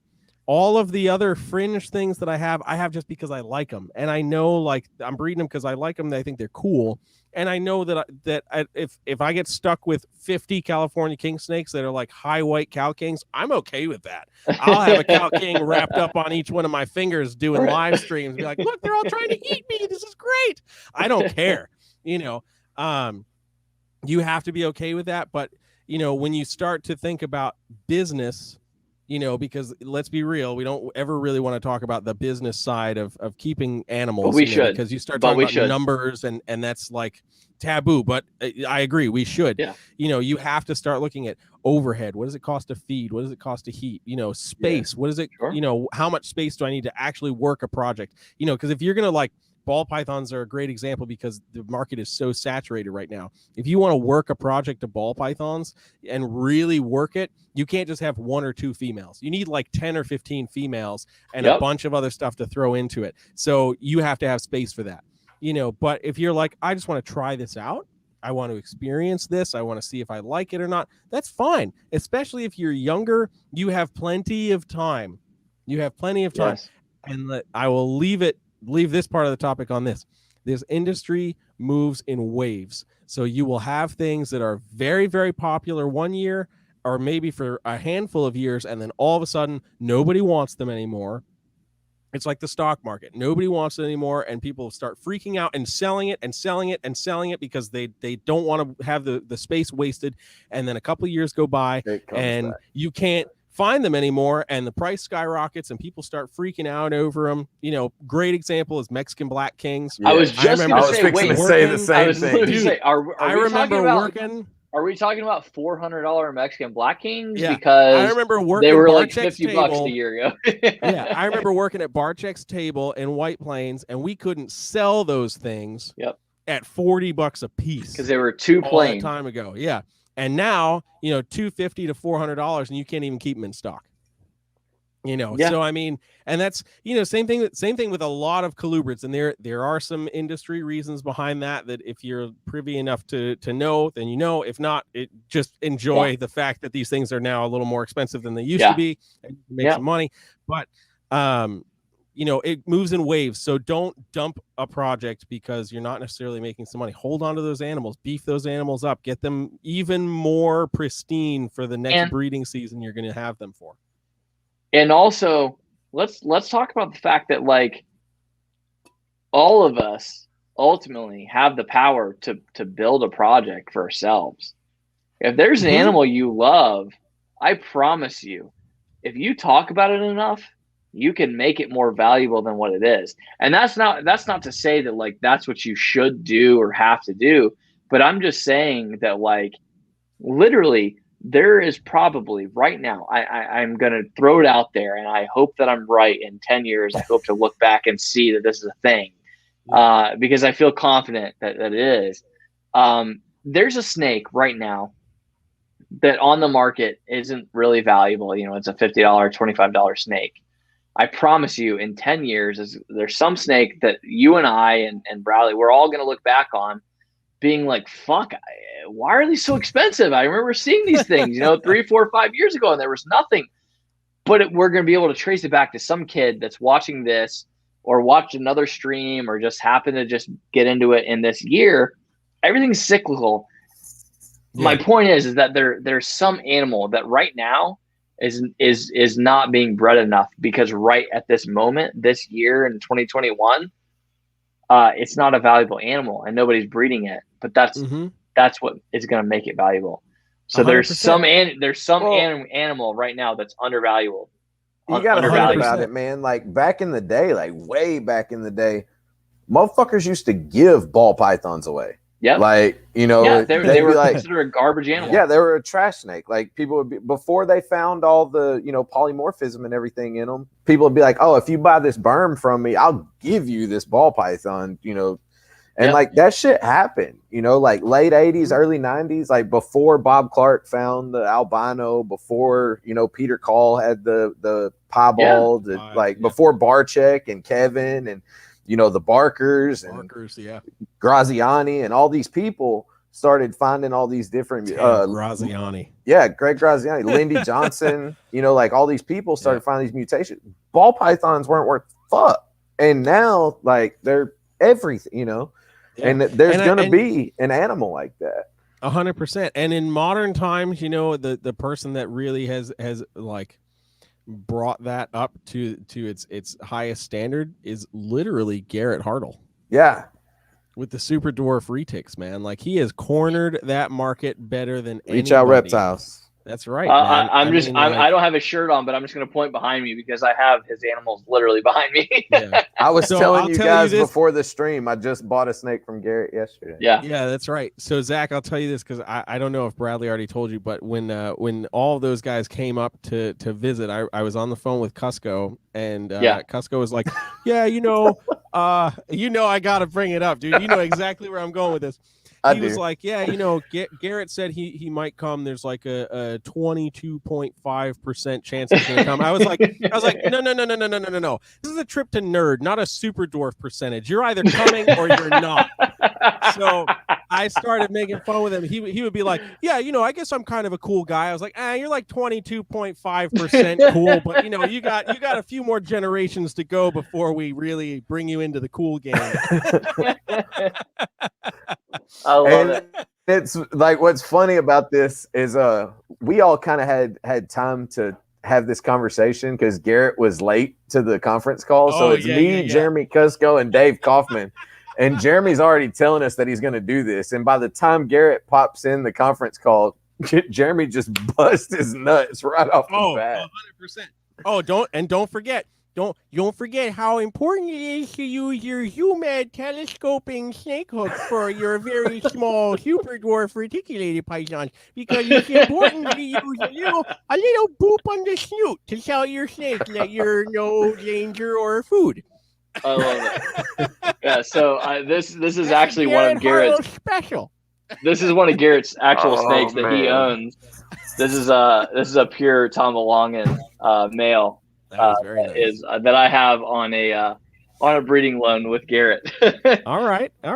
Yeah, I'm gonna text him after this and be like, "Hey, was your day 22% good, or was it a pure good day?" I love Garrett to death, man. He's me too, man. But again, I also love that he's so good at just like taking shit, 100%. Hey man, if you want to be friends with me, you got to be able to take some shit, dude. Sure, but Garrett, and dude, don't be surprised if we see Garrett in here in a second. You'll have to give him. His ears are getting hot right now. Between him and Brian, we can talk them up almost every week. 100%. We can talk up and suddenly they pop in.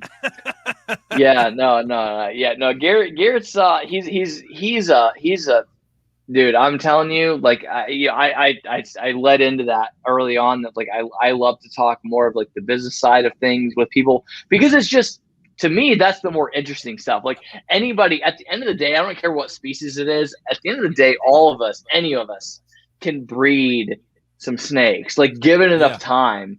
But not all of us can like sell them, market them well, and build this industry that we all operate within. And Garrett truly is, and Barczyk as well. That. Yeah. And Kevin, like all of those guys have really done an amazing job of just building this market where there was none at one point. And so, man, like just it's and not Justin, even just man, Justin Kabilka too. Dude, like, he's a whole nother level of something, man. Yeah. He's a different human being, and I love Justin to death, and I love him because I have talked to him so much personally. I have so many of his animals. Well, I say so many. I have a lot of his animals. So many for me, because like from a percentage standpoint, a lot of my animals have come from him. And I feel like I haven't gone out of my way to put him on the pedestal that a lot of people have. And so I feel like he and I have had those conversations one-on-one where he's just like, using cuss words and things like that, like shit that people don't expect from Justin. I'm like, I feel like I kind of know him on that personal level. But anyways, like guys like Garrett are awesome. And I loved hearing about, his interaction with Kevin and the way that they kind of handled that whole, like, that all that tea, let's just leave it at that. That was going on the interwebs and blah blah blah. Like, but that way that it went down is Bradley got turned into a Muay Thai dummy. The way that it went down. That was the reason why it happened. I hate even talking about this because people that to destroy something, and I'm like, shit. Here. I hate this because people in the comments aren't getting exactly what we're talking about, but I love that about those people, that all of those individuals are just that just level-headed and just that much passionate about the animals at the end of the day. Like we're all just that passionate 100%. About the animals that we can set aside any kind of like difference of opinion, because it's literally sometimes a lot of this stuff is just opinion. Yes. And I love that especially Kevin. I almost respect him more only because I know how angry Kevin will get about his opinion, right? Yeah. Like, well, and that's not to say that he's wrong sometimes, but yeah. And I mean, like that's the one thing. Like again, I've known Kevin for a real long time. Way before taking this job at Nerd, and I'll tell you. When he knows something and he knows that it is fact and to be true, he will fight it tooth and nail. Yes. And unless you can bring some valid argument to the table, he's not going to want video to evidence. listen. Yeah. No, it doesn't have to even be video. No, evidence, but like I'm if exaggerating, but I get it. Yeah. But like, unless you can come to the table with some kind of rebuttal or argument that is valid and makes him actually go, okay, you're not prepared for that discussion, and it doesn't, it could be animal related, or it could even be like life related, like having some kind of situation going on, or like, anybody that's watched any of the nerd live streams, especially when we first started doing them, he would go on his rants about being a vegan and diet and like all of that stuff. He would go on those tangents for a while. And like, he's done all this research and like knows this kind of stuff. Exactly. Right. So when he's arguing that point, he gets into it because like, no, like I spent the time to figure this out. Yeah. And what you're telling me is anecdotal nonsense, based off of, some biased opinion article that you read from like the Onion or whatever, you know what I mean? Like it's not real, Yeah. The thing about very Kevin, knowledgeable about the things that he knows, like you can just, by listening to him talk, like, man, just going to dinner. And I've told Zach this, like going to dinner, I literally sat there, and between Rob, Garrett, myself, Cusco, and Dave Kaufman, we were at dinner with Kevin for probably 2.5 hours, and there were probably 25 words spoken between us, and that includes ordering food. But every one of us were just enthralled with what Kevin was saying, because he knows what he's talking about so well. That he, even if it's some shit that I don't care about, like Brian Cusco ordered a Diet Coke and Kevin jumped in on aspartame, and before the waitress could walk away, Cusco was like, sis, can I get a regular Coke? Like, because Kevin just was in there. But I mean, he's so fucking knowledgeable. Like it really is insane. He's just that guy that's there's nothing that he does that he's not literally like almost like disgustingly passionate about, in the sense, and what I mean when I say that is that he will research something to the point of disgust to most people, and then he will continue because he's like, this is disgusting and I don't want to research it anymore, but I gotta know a little bit more about it. And I love that, because I have been described similarly, and I think it's known I'm not even remotely on that level of Kevin. Like, obviously I don't have remotely his knowledge. I do have a very similar personality type, where I obsess over little details of things. And I have ex-girlfriends that will tell you, like, anything Zach gets into, he's got to research to the point that he hates it. Like, and I'm that person, because I'm like, anything I'm going to do, I want to do to perfection. Yeah. And I'll be right back, guys.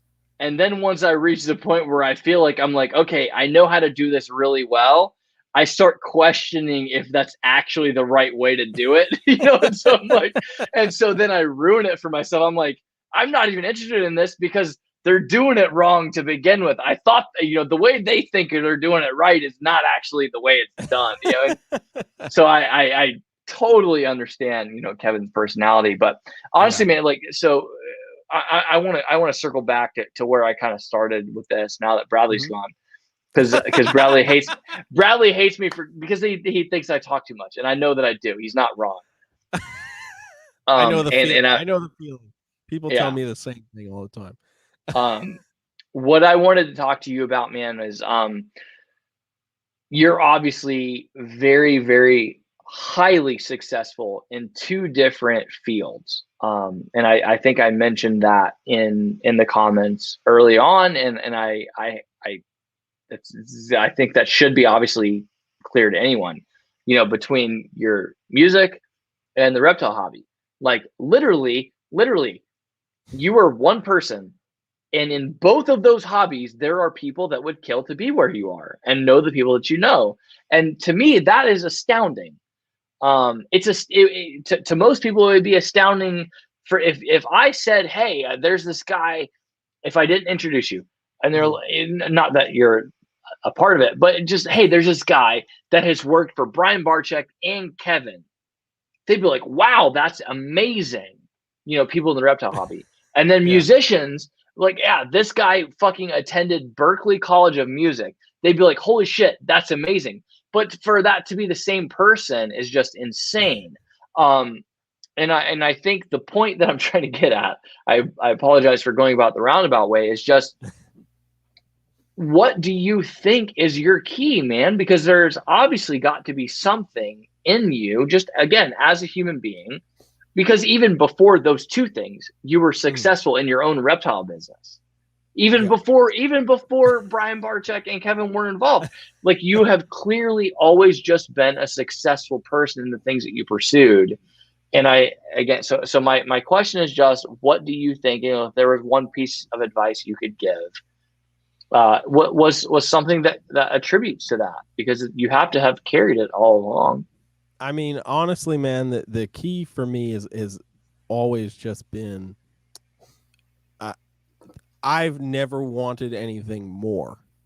Like, when it comes to it, like, whether I became a full-time musician or I became a full-time reptile breeder, and I could only do one or the other, that, of course, currently that's a very difficult decision to make. But if I didn't have one passion over the other, if I was only into reptiles or I was only into music, it would be the same regardless, because this is what I want to do.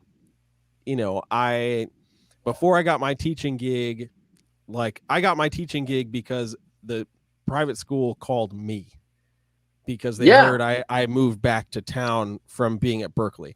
I didn't submit an application or do anything. But the day before they called me, I was like, oh my God, I was a broke college student, like, barely able to pay my bills, living with my folks.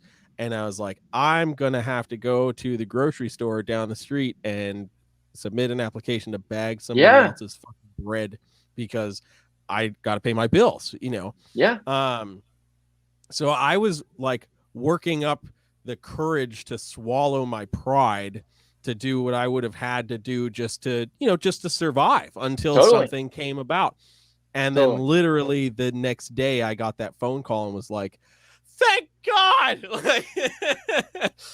But when that opportunity came about, I was like in it. I was like, okay, what do you need me to do? How can I help? How can I make this place better? What else can I do?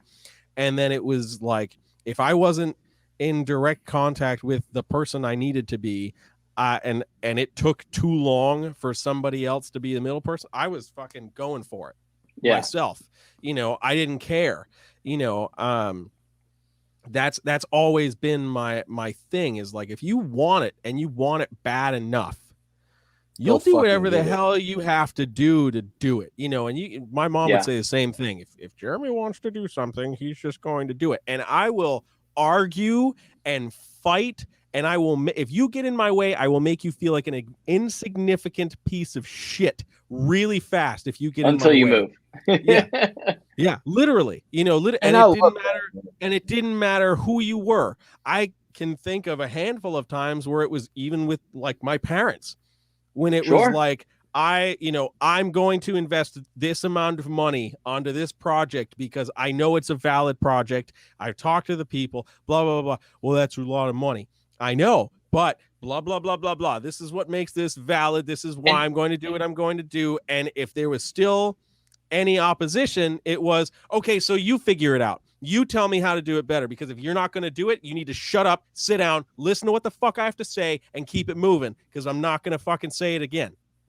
And like, that was always how it's been. And I appreciate all of the very kind words, Zach, but I will never, ever, ever, ever, ever say any of those things about myself, because I don't ever see myself in that light. I know that I am successful in doing what I'm doing, and I'm grateful for that, obviously, because I want to be doing this. Sure. But for me, it's literally just been because I don't want to do anything else. I know literally 20 or 30 trumpet players that could play circles around me. I literally work for the guy that made ball pythons, and I mean, trying to do anything around that man is intimidating, even with what I know, so I don't ever look at it from that standpoint. I look at this from a standpoint of, this is what I want to do, and whatever I need to do to make it happen, I'm going to do. And that means, when I was teaching full time and on the road and doing this, I literally lived by my phone, and I had my entire days planned out to 10-minute marks. And I would literally be making a phone call. My calendar would give me an alert. You need to call so-and-so at 3:10. And I would call that person at 3:10 and be like, what up, motherfucker? You got 10 minutes to say whatever the hell it was you needed to say to me the other day, because I got to do something else after this. And they'd be like, what do you mean? You got 9 minutes and 50 seconds. This is it. This is what I scheduled for you. Yeah. And I oftentimes would make things very clear, especially to my circle of friends. Like, I have a very, very small circle of people that I would literally drop everything for. If my buddy Jacob called me, I've known Jacob for 20 something years, and I've always told him, like, dude, if you need anything, you call me. I will literally drop everything I'm doing. I will leave work. I will, leave a gig, and I will come to you. Like, I have a really, really small number of those people. Anybody after that, like, I'll pick up the phone if I got time, but like, I'm not jumping on a plane and going anywhere for somebody because they stubbed their toe. Like, I don't care. But if Jacob called me and said, bro, I stubbed my toe, like, what do you need? What do you need, dude? Yeah. Like, you need some ice? I'll freeze some water for you and ship it to you. If he's reaching out, it's fucking important. And exactly. That's your guy. Those are the only distractions that I've ever really allowed myself. Everything else has been reptiles. It's been music. It's been this. It's been that. The late nights, dude, on average, even now, if I'm working 12 hours a day, I'm not doing enough.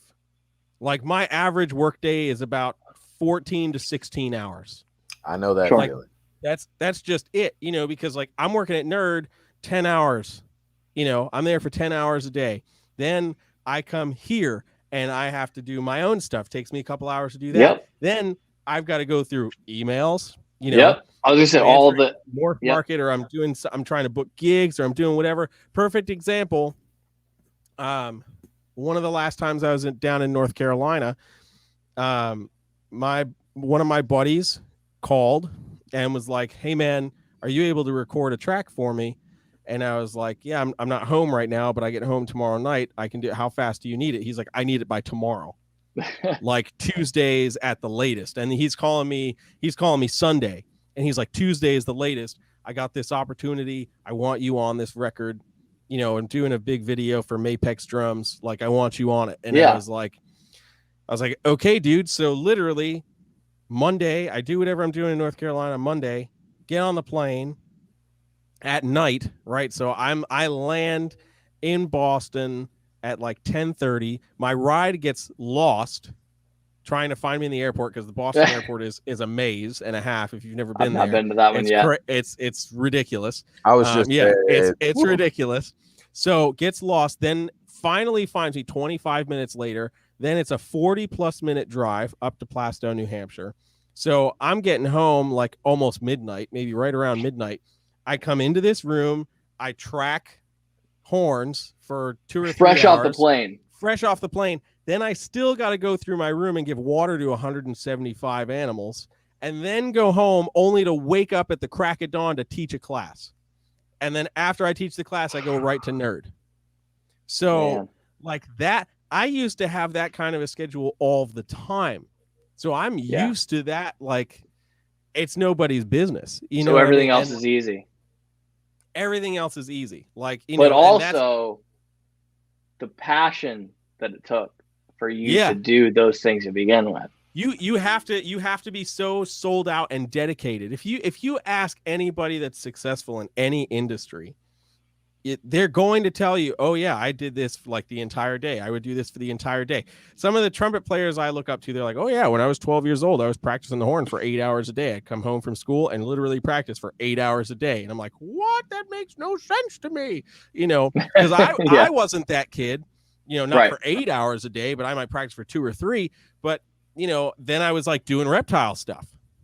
Yeah. So I'm like, yeah, I can only practice for 2 or 3 hours because then I got to go clean a bunch of snake poop, Yeah. But I love that about your success story. I think it's just I think commitment, man. Secretly do too, that you're like, I got accepted to Berklee while I was 100%. also, because I was that guy, I got a GED and then was also accepted into the engineering school that's like one of the top 20 engineering schools in the United States. Like, that was fucking cool for me. But then I also got there and I was like, shit, now I know why I was like barely accepted. I got it. I got there and I was impressed by everybody I was around. But that's a fucking amazing thing. It's amazing. Another one of the things. I was to say, Bradley's here. Sorry to say something. Go ahead. Another one of the things, Jeremy, that you've kind of alluded to that touches base with me a lot is you had said earlier about not just Brian Barczyk and not just Kevin and not Adam, but people in the music industry, that you were reaching out to people. And I have to say that means so much to me, man. Because you and I would not be having this conversation right now. I wouldn't be doing this if it wasn't for me reaching out to Brian Cusco, like reaching out to people that, are in possession. I've kept reptiles since I was fucking 6 years old. I've loved these animals my entire life. I've spent years and years and years of my childhood walking through the woods, digging in culverts, just finding snakes and lizards. Like, I've loved this shit forever, but I never really had any intention and any idea of the community side, the social media side, and all that stuff. And I watched snake bites from when it first came out. I watched it religiously. And Brian Barczyk, Wednesday. Like, I used to send in messages hoping my fucking questions would get on there. The comment of the week. Comment of the week. Exactly. And like, to me, man, Brian Barczyk was just this bigger than like I've always and I've said this on here before, that there's a few people in my life that I've always wanted to meet and always wanted to talk to. I will never have the opportunity to speak to Dimebag Darrell in person. Mm-hmm. I got that opportunity to hang out with Brian Barczyk, and I got that opportunity to meet Kevin McCurley and hang out with him. And all of that shit happened because I wasn't afraid to reach out to Brian Cusco and say, hey, man, I really like the shit that you're doing. You and I have a lot of things in common, and I love your content. And at that time, Brian, this was a few years ago. He wasn't as big as he is now, but still, out of 2,000 or 3,000 people, why did he choose me to go back and forth? I don't know, but that doesn't matter. Like, it does, because anybody who sees this or anybody who sees anything else, man, if it's somebody that you feel like you have some type of connection, connected by creatures, connected by music, and they're doing something that you love, fucking put yourself out there, man. Like, 100%. The worst they can say is no. Like, me asking you to do this podcast with us, like me and Zach have said, we'll ask anybody, because the worst thing they can do is say no. Like, and like Corey just said, man, his dream is to meet Brian Barczyk and Kevin. That dude, you can. Like, and literally you can. It's amazing. You can. You can meet these guys, man. And like, I have opportunities now that I wouldn't have had without just reaching out to people and talking to people. And the networking thing is so fucking big, man. Like, it is 100%. It's all about networking. And 100%. We can talk about Miguel Garcia, and you can say whatever you want to about Miguel, but Miguel's networking is fucking insane. And that's why he is who he is and where he's at. His networking is ridiculous. And for even you, though he just never called me back about buying that damn OD clown. but Jeremy, man, like I'm so happy that you brought that up, because through, like Zach said, your story's fucking it's great, and it's inspiring to me. It has to be inspiring to everybody. It's one of the best. It's one of the best in the hobby. Yeah, one thing that you're gonna learn in this hobby is you're gonna fucking have setbacks, man. You're gonna have sick 100%. animals. You're gonna have times when your animals won't breed. You're gonna have times when you get fucked on a deal. Like it's gonna happen. But with people like you, Jeremy, that fucking show that you can just push through that and be successful. And dude, just thank you for coming on here and sharing your story, man. Man, absolutely, thank you. man. Absolutely. I mean, I think you know, that really is such a big thing. You know, I'm one of the things that comes to mind just talking about this is, like, for anybody that follows me on Instagram, I was posting a bunch of stuff with Lucas Cobra Keeper Jr. on Instagram. Yep. You know, Rob and I and Donnie met them last year. I'm like, what year is it now? It's too early in the year to remember what year it is. When we went down to Southeast Carpet Fest, and you know, Lucas, I love Lucas. He's a great kid. He's very shy. Yeah. So you know, he was like, went to his mom, was like, Mom, you know, there's so and so from Nerd and blah blah blah. And she was the one that came up to us and was like, you know, what's going on? I'm Maria Mar. You know, my son Lucas loves Nerd and blah blah blah blah. And we're like, hell yeah, let's go meet him. You know, whatever. And I've taken him kind of under my wing, because I'm like, dude, you know, you're 16, you're crushing it. And like, I see a lot of where I was at with projects and stuff. Yes. In him, you know, so I'm like, dude, anything I can do to help move you forward in a project, like, let me know, you know. And he's like, you know, I really appreciate you doing all these things. I'm like, dude, sometimes first of all, you need somebody to give you that little extra push, but you know, also, like, when you're doing dope stuff and you're like a solid human being, like, people will recognize that, you know, I don't want to be that guy, but you know, real recognizes real, yo. You know, it's true.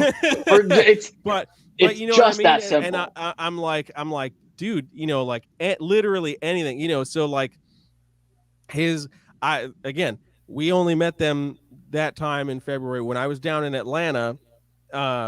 You know, his mom, she opened up their house for me to stay there when I was in Atlanta. And like, I'm like, where the hell else? Like, I met you this one time, you know, at this thing. I was probably kind of drunk and screaming at somebody, but you know, it happens every once in a while. But you know, you know, like this past Christmas, like I was like, okay, here's a deal. They were trying to figure out coming up to Nerd. They wanted to make a family trip up to Nerd, but between the COVID and messing up, you know, hours for work and everything, and having to get the kids out of school and all this other stuff, it was like, it seemed like impossible. And I was like, well, here, let me figure something out really quickly. So I stepped away from my phone and I came back and I was like, okay, now listen, I understand everybody wants to come to Nerd. I was like, but y'all are really just trying to come to Nerd to get Lucas up to Nerd. That from my understanding was that. And she was like, yes, 100%. Like, of course we all want to go, but you know, like, Lucas is like the person we want there. I was like, okay. So I'm feeling festive and I'm in that mood. I will pay for Lucas to come up to Nerd for X amount of time. I will just do that. Wow. And she was like, huh? And I was like, don't worry about it. I was like, because you guys have taken care of me, like, literally from meeting at this random event of a bunch of weird ass reptile people, you know, to then opening your home to me when I come down, you know, to be in the area. Like, I had no problem buying a hotel room, getting a hotel room. No, absolutely not. You were coming to my house. You were going to stay at my house. Like, especially in today's world, you rarely ever see that. Yeah. So I was Bradley, I'm looking at you. Like, so we got Lucas up here and whatever, and I give Lucas shit all the time, like 100% all the time. Like, I watch him get bit by things and just laugh and like don't feel bad whatsoever. Yeah. But you know, I give him shit all the time. But So, yeah, like he for had me, that coming. yeah, 100%. I'm like, what is that? A little blood? Yeah, fucking weak. You'll be fine. Rub some dirt in that, it'll be okay. Right. Yeah. But put a little tussin on it. When you get older, but, put a like little beer on there. Yeah, exactly. Alcohol, sterilizer. Pour some beer on it, boy. But like for me, especially where I'm at now, for me, that is probably the most valuable thing that I can do is to literally pay it forward, because that's how I met Kevin, was somebody who had known him for years and was like, yeah, like I'm into reptiles, Kevin's into reptiles, this kid's into reptiles, he should meet Kevin, and was like, here you go, like, because somebody did that for him. And I had the same instances happen in my music career too, where people are like, I will help you do blank and blah, blah, blah. And, here, my only thing is you need to pay it forward. Like my last trumpet teacher was this guy, Trent Austin, who was another trumpet player that can play circles around me. But, he was like, he had an opening for lessons. And I was like, what would you charge for lessons? And he was like, for you, because I like you and you're an amazing human being, I will literally charge you a bag of coffee, and then you just need to pay it forward after that. And I was like, what?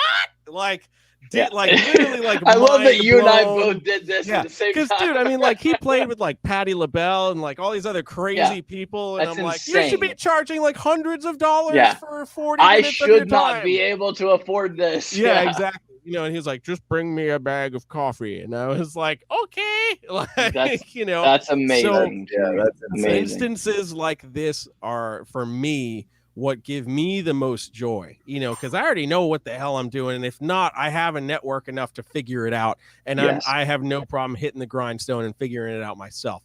But, to be able to be there for somebody else and kind of help push them in that direction like that, for me, means so much, and I tell Lucas all the time, dude, like at some point you're going to have to do the same thing for somebody. And that's literally like, I have no problem pouring into you what you can pour into somebody else in the future. Cause that's honestly what it's all about. Cause at some point we're all dying, like, so like what we can do is make life better for the next person, and I'm going to segue this 100% into like part of making things better for other people is becoming a fucking member of USARK and fighting for our freaking rights to keep these damn animals, because it's that freaking important. If you haven't really, seen really what is. just And popped it's up that with serious, Eureka, guys. California, like, oh my God, this limit on how many animals you can have in California got proposed. Absolute idiots. And this isn't just reptiles, guys. Like, this is fucking dogs, cats, like everything. Like, everything. So obviously we just had the South Carolina Tegu ban Florida forward, right? And then Florida just passed this rule change. And you've got the New York shipping ban and the Illinois New York. Yeah, so you've got New York shipping ban, then you've got the New York like traveling whatever. There's some other thing that just popped up in New York. You got the Illinois thing, you've got the Oregon thing. I was gonna say, has the Oregon thing. I was gonna ask if the Texas Oregon thing has been voted on yet. Yeah. I'm not 100% sure, but it's crazy. Dude, you're talking about a state that just legalized heroin and meth and shit. I wasn't gonna say that, but I was gonna say the important part of that is that I literally cannot even keep up with the amount of legislation that is being pushed for right now. It was literally like it has never been this way. It was once a week in February, something new is coming up, and then the end of February was like every other day.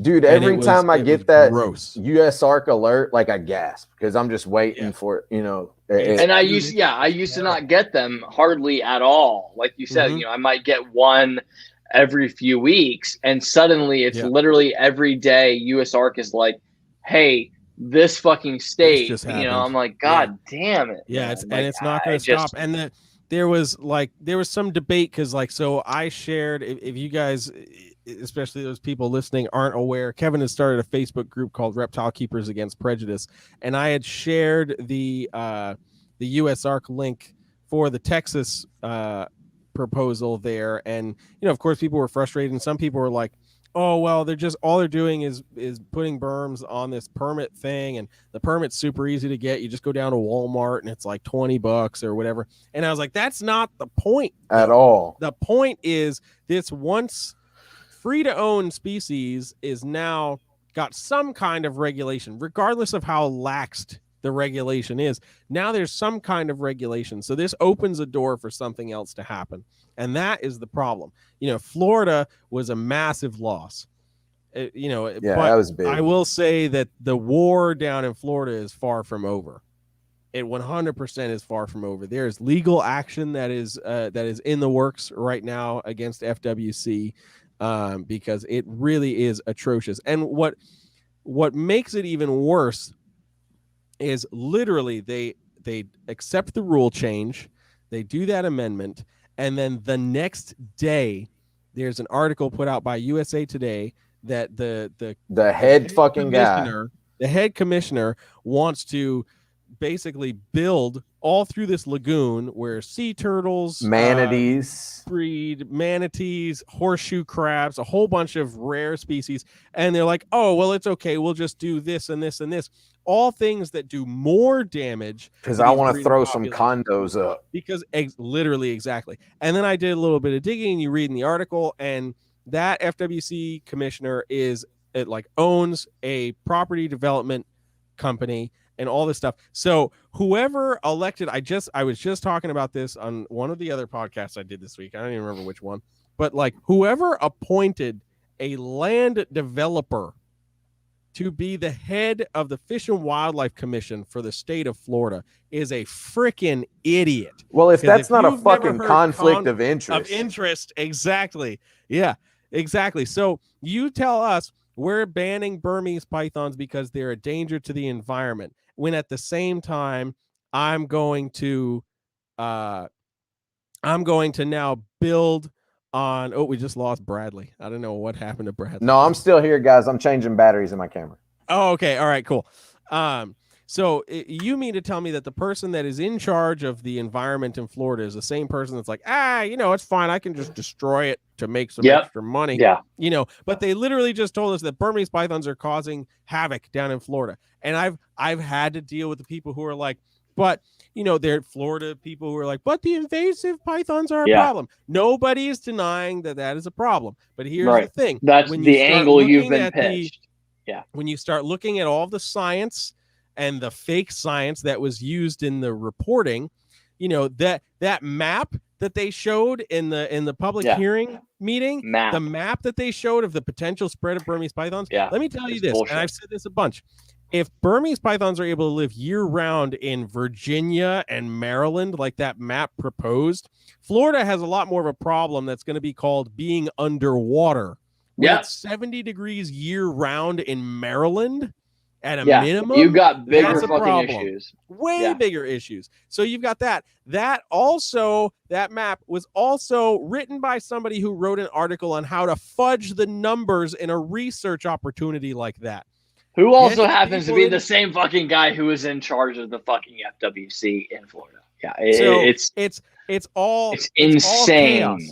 It's all chaos. It literally is ridiculous. Now, again, I know some people that go out and hunt berms in the Everglades. It is a problem. 100% is a problem. Absolutely. And nobody is denying that at all. But it's when it's then said to you that 80% of mammal populations are being severely affected by Burmese pythons. That is BS. That is absolutely BS. You have invasive cats. You have feral pigs. You have invasive insect species that do way more damage to the very bottom of the food chain that directly impacts everything above it. So you've got that. Then you have on the top of it all, people. FWC releasing invasive peacock bass into waterways because it's good for fishing. You have FWC spraying pesticides along bankways to clear up weeds, which directly affects water quality, which is also one of the reasons why there's a massive manatee die-off in Florida right now. Yeah, it's all being blamed on water quality. What affects water quality? Poison, like the same herbicides that are being sprayed by FWC. So, exactly. Approved by the guy who has financial interest in fucking Exactly. leveling this entire lagoon to put a bunch of fucking apartments in there. It's Exactly. absurd. It really The is. Florida ridiculous. situation is absurd. But the thing is that, again, like, I think the problem is that so many of us are like, this is so absurd. Nobody could ever possibly think this is okay. But there's not being that much attention brought to it. And I think it is very important. Because, again, like, that ruling has already happened. We lost. Yes. We lost that, okay? Right. Let's all be very fucking clear. And I hope that people that are listening to this back understand. We fucking lost that, okay? We've already lost by the fact that this guy is in power in the FWC in Florida. My hope is that people will take this as an opportunity to kind of wake up and understand that, like, oh, fuck, we screwed up by allowing this guy to be in power. and recognize, yeah, I know. I have a cousin that lives down there. I would hope and fucking pray that we can wake up a little bit and backpedal and you know, and do better. But it's definitely important to note, you know, I mean, we did lose this, but there's a lot more coming for FWC. Yes. You know, so that is massive. There's definitely some legal action that's going to be taken there. So we lost the battle, but we didn't lose the war on that. So, which is another reason. Yeah. Which is another reason that supporting USARK and the Florida division of USARK is so important, because, you know, if we're going to fight this in court, that's not cheap. That is not cheap. So the money aspect of becoming a member and making a donation is huge. It really is huge. The other important thing to note there is, you know, Florida, by allowing this precedent to be set, you know, it opens up a lot of eyes in other states on what they can potentially get away with. Yes, now, the other thing that I'll say too is, because I've seen this pop up a lot in Facebook groups and the Instagram comment threads and stuff.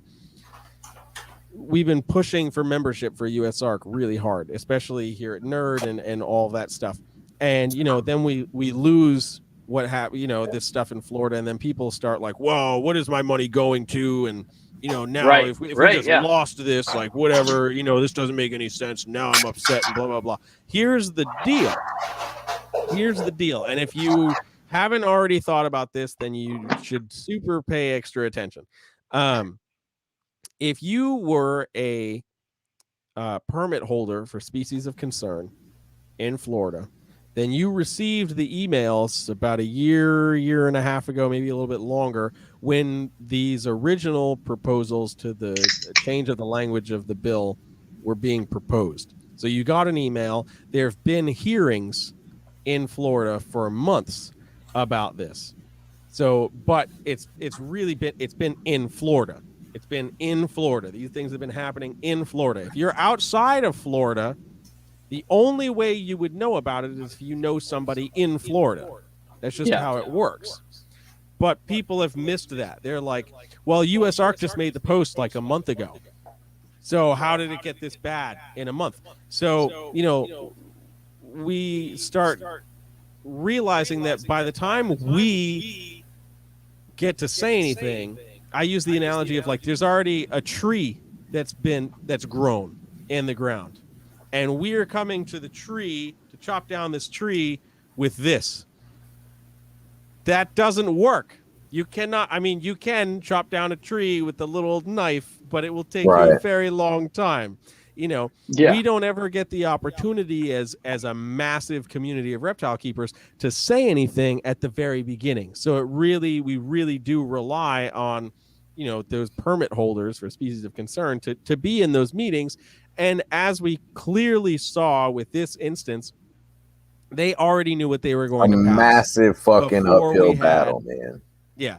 But they already knew that they were going to pass this rule change before it happened. And the reason I say that is, you know, if you listen to, I don't know if it's been, you know, recorded somewhere that people can listen back to it, but when they start opening up the floor for public comments, all of the major proponents So people who were in favor of the bill were the people who got on the line first, because we were not given the phone number or the PIN number or whatever to call until they put it on the screen. So it was totally at random that people would be calling in. But all of the major proponents, Humane Society of the United States, PETA, all the Audubon societies and conservation committees and blah, blah, blah, blah, blah. All of those people were like up front. And they were like maybe 2 or 3 little people that got in that were like, but this is bullshit and we shouldn't pass it. Everybody else for that first like 20 calls. And those were other all in bullshit favor. organizations, man, that's a whole other wagon that, you know. Yeah, exactly. So because when you listen to the rest of it, it's all the people who were not in support. Again, except for like those couple of people who were like, I remember Florida when you could go and see the birds outside, you know, and it's like, like, get the hell away from me. Like, this is full of shit. So it's important to realize that, you know, people were talking about why. So in that instance, people were saying like, well, why did everybody like push us to call in, you know, when we only had 2 hours to talk? There's one major reason for that. We needed FWC to know, I call it the stink. We needed to make the stink. And that was, we're going to open up the phone lines to hear your call. And then holy shit, there's a lot of people that just called in. That's the stink. So we need to make that. And then people were upset because we made a big post. If you're on the line, you need to drop off. This was after they had they had ended the 2-hour section for people to talk, and they said we're going to extend it by 1 hour, but now you only get 2 minutes to speak. So we were like, we need as many people to drop off the line as possible, because we need the USARC attorneys that we are bringing in, more people from the board of USARC to be able to talk. So we needed people to get off the line. Of course, it's really hard when people are on their phones trying to be on to say something. They're not necessarily seeing all the posts. So obviously we didn't get everybody that we wanted to speak to be able to speak. But people were frustrated that we told them to hang up after we told them to call. And it's like, there's a reason, you know. So we were like, so my call was just a waste of time. It's like, no, that your call was a number on this massive list, because after 2 hours of public comments, there were still over 130 people waiting to speak. That's a big number for something that up until then had been kind of like pushed under the rug and just kind of kept to people in Florida, because it was people from literally all corners of the country, you know, and I know for a fact that there were people all over the world that were watching that were like, what are you guys, what is happening in Florida? You know, so that was major. So that goes to USARC, where we're pushing for membership, because there's been a bunch of people that have been like, you can't bully people into becoming members and all of this stuff. And look, I agree. You can't bully somebody and force somebody to become a member. Of course, you freaking can't. However, when it comes to understanding the impact, you have to put yourself in a position to understand why becoming a member is so important. Yeah. So imagine, I was just talking about this, I think it was on NPR last night. Imagine being Phil Goss, right? Holy crap, that guy's stressed out. But imagine being Phil Goss. I can't imagine, but I will try. Yeah. So you go into one of these hearings, be it Florida or anywhere else, and you say, I represent USARC, the United States Association of Reptile Keepers, and we are proponents of good animal husbandry and blah, blah, blah, blah, blah, and we oppose this bill. And then they're like, well, what the hell is USARC?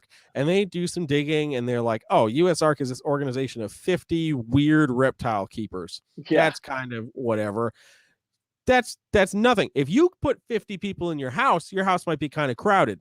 But when you go up against an organization like PETA or the Humane Society that have millions of followers, of brainwashed, stupid followers, ignorant, you know, and then here's your like power team of 50. You're like, woo!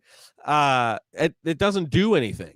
It just, the voice isn't there. But now imagine if 10,000 people were members. Now again, compared to millions, 10,000 doesn't seem like a lot.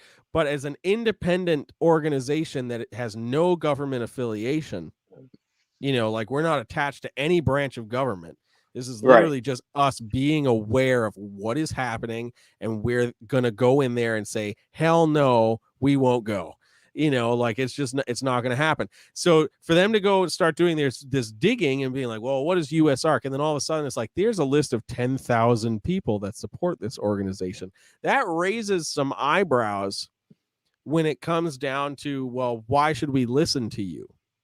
Because inevitably you have to think we're not talking about your Fish and Wildlife officer or your FWC agent that probably agrees with us and doesn't agree with any extra proposed legislation. But we're talking about the commissioners, the politicians, the senators, the House representatives, that don't know any of the reality. They just know what's being told to them in these other meetings. Exactly. That's all falsified. So, we have to be that intense voice that's like, hey, this is actually not great, and you should listen to us. They're going to want to listen to us more with those kind of numbers. It just provides more of an impact. So when we're trying to like push people towards that bottleneck of becoming a member, be it from, if you want to vend at a reptile show, you need to prove that you're a member of USARK.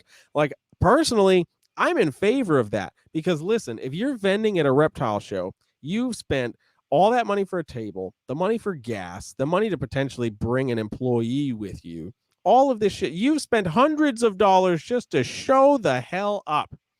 You can't drop $40 to become for a year. For the year. Right. You can't drop $40 for that. Like at the very least, $40.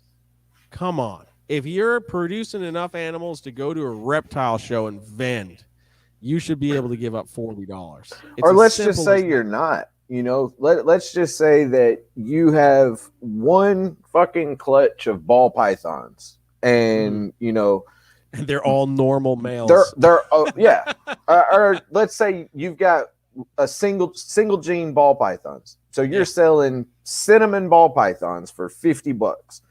You can't give up one of those babies for the entire year to be able to. I need my Big Mac. I mean, you know what I'm saying? Like, yeah, no, and that's exactly the point. Like, it really I'll is. I'll tell like, you what, Jeremy. And I said this last week with when Matt Gamble was on here. Everything that I've been posting, and I know you see it.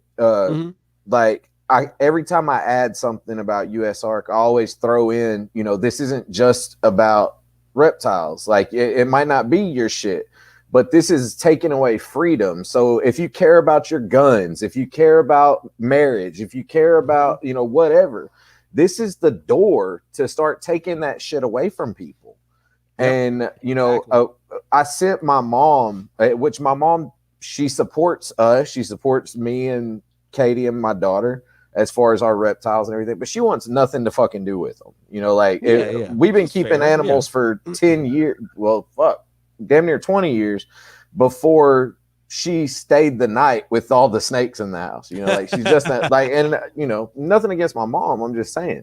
Right. Of course. But when I sent her what's going on in Illinois and I let her read that and, talking about it's essentially you're a felonious criminal for bringing a leopard gecko into a classroom.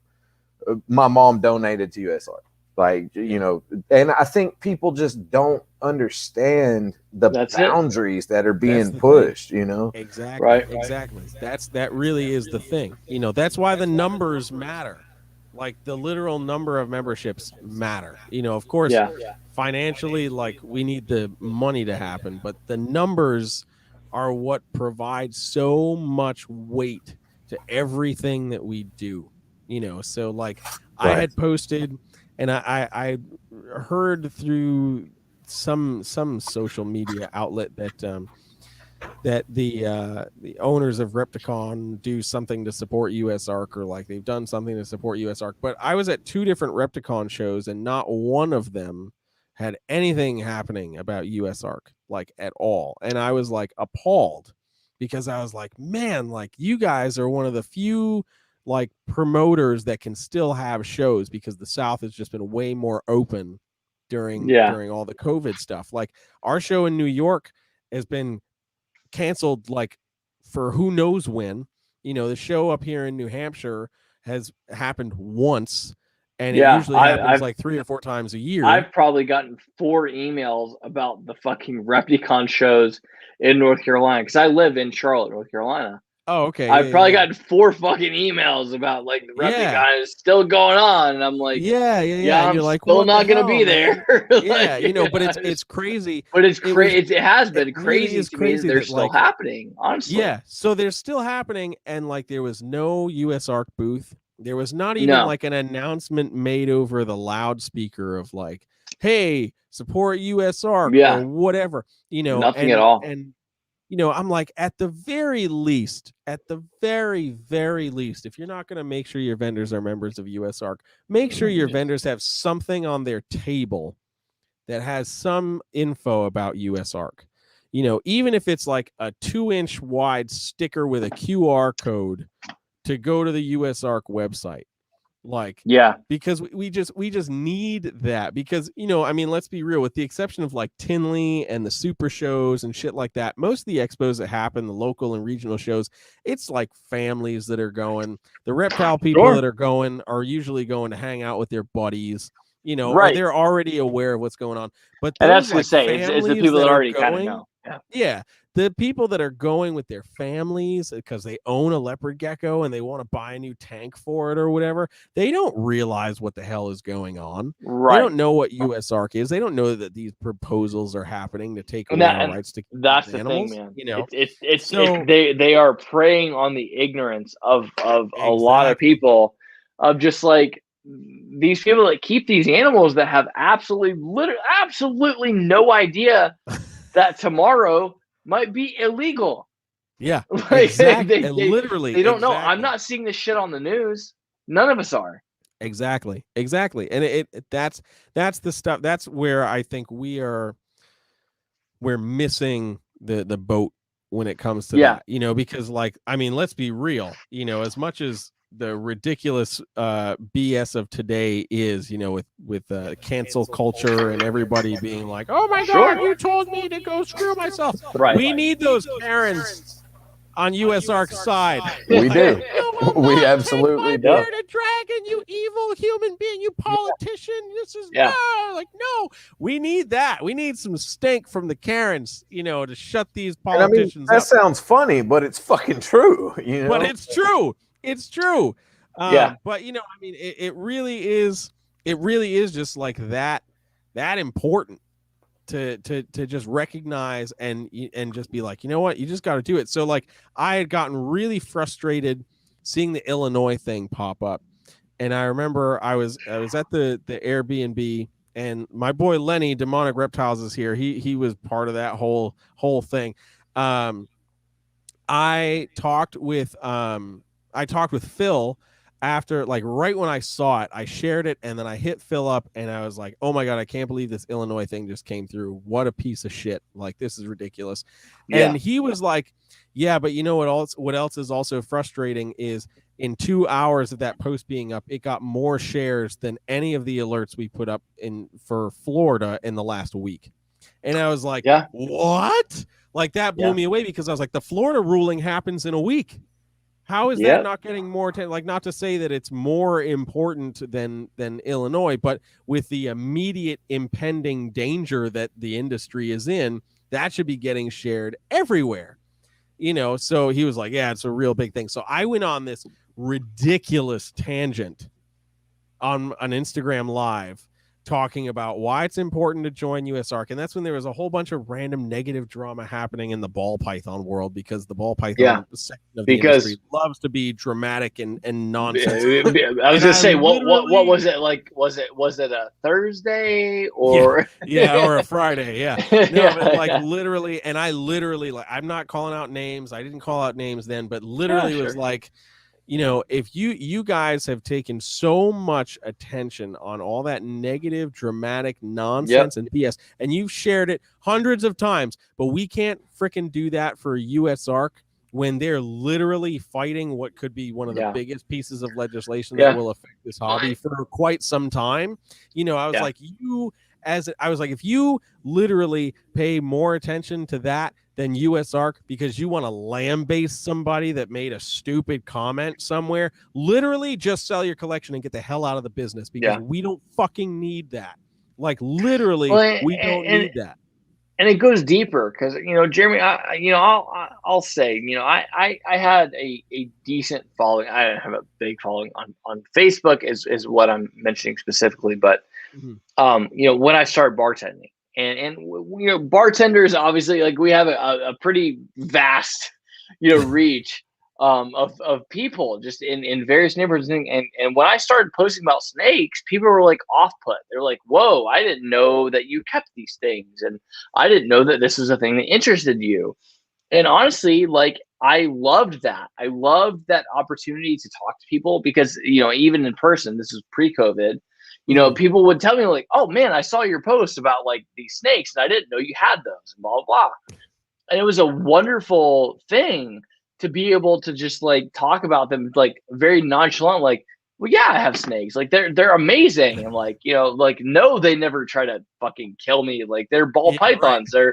They're, you know what I mean? Like it was funny to like have to explain this stuff. But my point is that so many of us in this hobby don't understand that that's a thing. Like we just assume that this hobby is something that's always going to be here. We assume that we have this right to keep these animals. And I feel like a bit of a broken record because I feel like this has been talked about a million times. But I guess I'll say it just in the hopes that if there are people that, despite the fact that we've said it a million times, there's still gonna be that person that sees this for the first time. Like they're amazing animals that hurt nothing from the environment. And like, I grew up in elementary school, like having seen these animals and being just amazed with them. And I wanted to, I got interested in like things like gorillas and polar bears and fucking everything else because of like snakes and like the snake, things that I saw in elementary school. It's just exactly. The world has just taken a weird fucking turn, man. I guess is all I want to say. And I just, there's no logic in my mind for me based on my experiences. There's literally no logic to be had there. I just hope that people will Google things. I guess legit, like it's that simple. Time to do some freaking research for your own and figure out that it's all nonsense and BS. Like that really is everything, because that's just what it is. So go support USARK because it's fucking important. USARK.org. Go there, check it out. If you don't want to randomly type in a terrible website because you're afraid of viruses and random things that aren't real on secure websites, then you're living in 1996. Exactly. So USARK.org. And if you're a nerd follower and you just want to be that person, you can literally go to NewEnglandReptileStore.com. Right on the homepage, there's a big support USARK thing. It'll take you right to USARK's website. I already worked it out. The bottom of every page is support USARK with a button to donate directly to USARK. So you can freaking do that. And there will be a link in the description of this to USARK.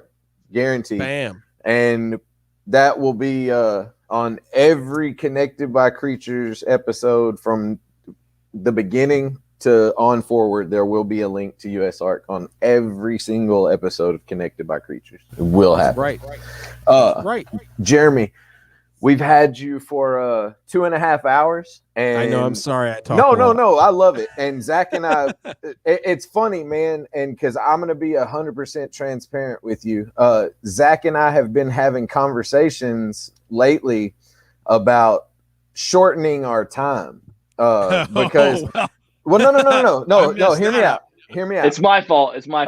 We've had conversations about shortening the episodes strictly because I feel like, and both of us feel like a lot of times people go through YouTube and like if they're not watching live, they'll see, oh, that's a 3-hour YouTube video. I'm not going to click on that.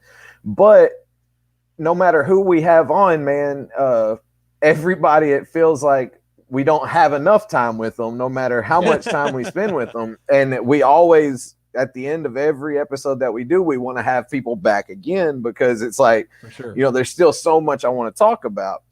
But that being said, I want to go ahead and jump into our quick little segments that we do every week. Yeah. And so we've spent a lot of time on music, so I know this one's very important to you, just like it is to Zach and I. Yeah. Your musician or band of the week, and it can be old, new, anybody that you want, and it could be your friends, it could be yourself, anybody that you want to shout out. Our listeners should check out. Oh man, that's rough. There's so much good music out there. Okay, I will tell everybody, you guys should go check out this artist. His name is Tom Misch, Misch. He's a guitarist and producer from the UK, who I've never played with the dude, but I absolutely love his freaking music. I was introduced to it a couple of years ago by a trumpet player buddy of mine down in New York, Stuart Mack, and he did a transcription of a keyboard solo and from one of his records, and I was like, man, that record is dope. Like, who is that? And he was like, Tom Misch, and I was like, oh, I gotta check him out, and like fell in love with his music after that. So check him out, Tom Misch. He's got some great music out there for sure. Awesome. Zach, who you got this week? Dude, so my two, because we do music of the week. You know me, I gotta fucking always elaborate on shit. My I can't help it. I'm broken this way. My music of the week and my movie / video of the week are gonna wrap around to each other. Okay. My music of the week though is Bleeding Through. There's an album that they lead into with a quote from my movie of the week, and they end the album also with that same movie of the week, a quote from that same movie. But yeah, Bleeding Through, like old school Bleeding Through is some fucking good hardcore metal. Just like, yeah, it's good shit. I dig it. Yeah, listen to it. You should. And if you haven't watched this particular movie that I'll mention when we get into the movie of the week, you're welcome, honestly, because they're both great. They just go so well together. All right. So my musical artist of the week is strictly because of Jeremy and the style of music that he does this, and just going back to that, probably, if not my second favorite drummer of all time, Buddy Rich. Yes, if you guys don't know who Buddy Rich is, please go watch YouTube videos. Buddy Rich might be the greatest drummer to ever pick up a pair of sticks, man. Like he's insane. Yeah. So we'll move that on into our second segment, Jeremy, which is a movie or a TV show. We've done from Hook all the way up to Seven, any movie. Hook is so good. Show. Hook is so fucking good. I want to continue to highlight that. The cast in that movie is literally ridiculous. Oh man. Let's keep going. I don't watch much in the way of TV or movies. I don't think I've actually like really sat down and watched TV in probably almost 2 years, but all good. Yeah, but I will say every once in a while, especially like right before I go to bed, I usually will take a half an hour or something and just watch something on Netflix or whatever. And I've been drawn back to the ridiculous comedy of the Chappelle Show. Oh god. Absolute ridiculousness. That's a page out of Kevin's book, 100%. So I've just been watching episodes of the Chappelle Show and just laughing my ass off, because after a stressful day of working for 16 hours, you just gotta fucking laugh, dude. Love it. Love it.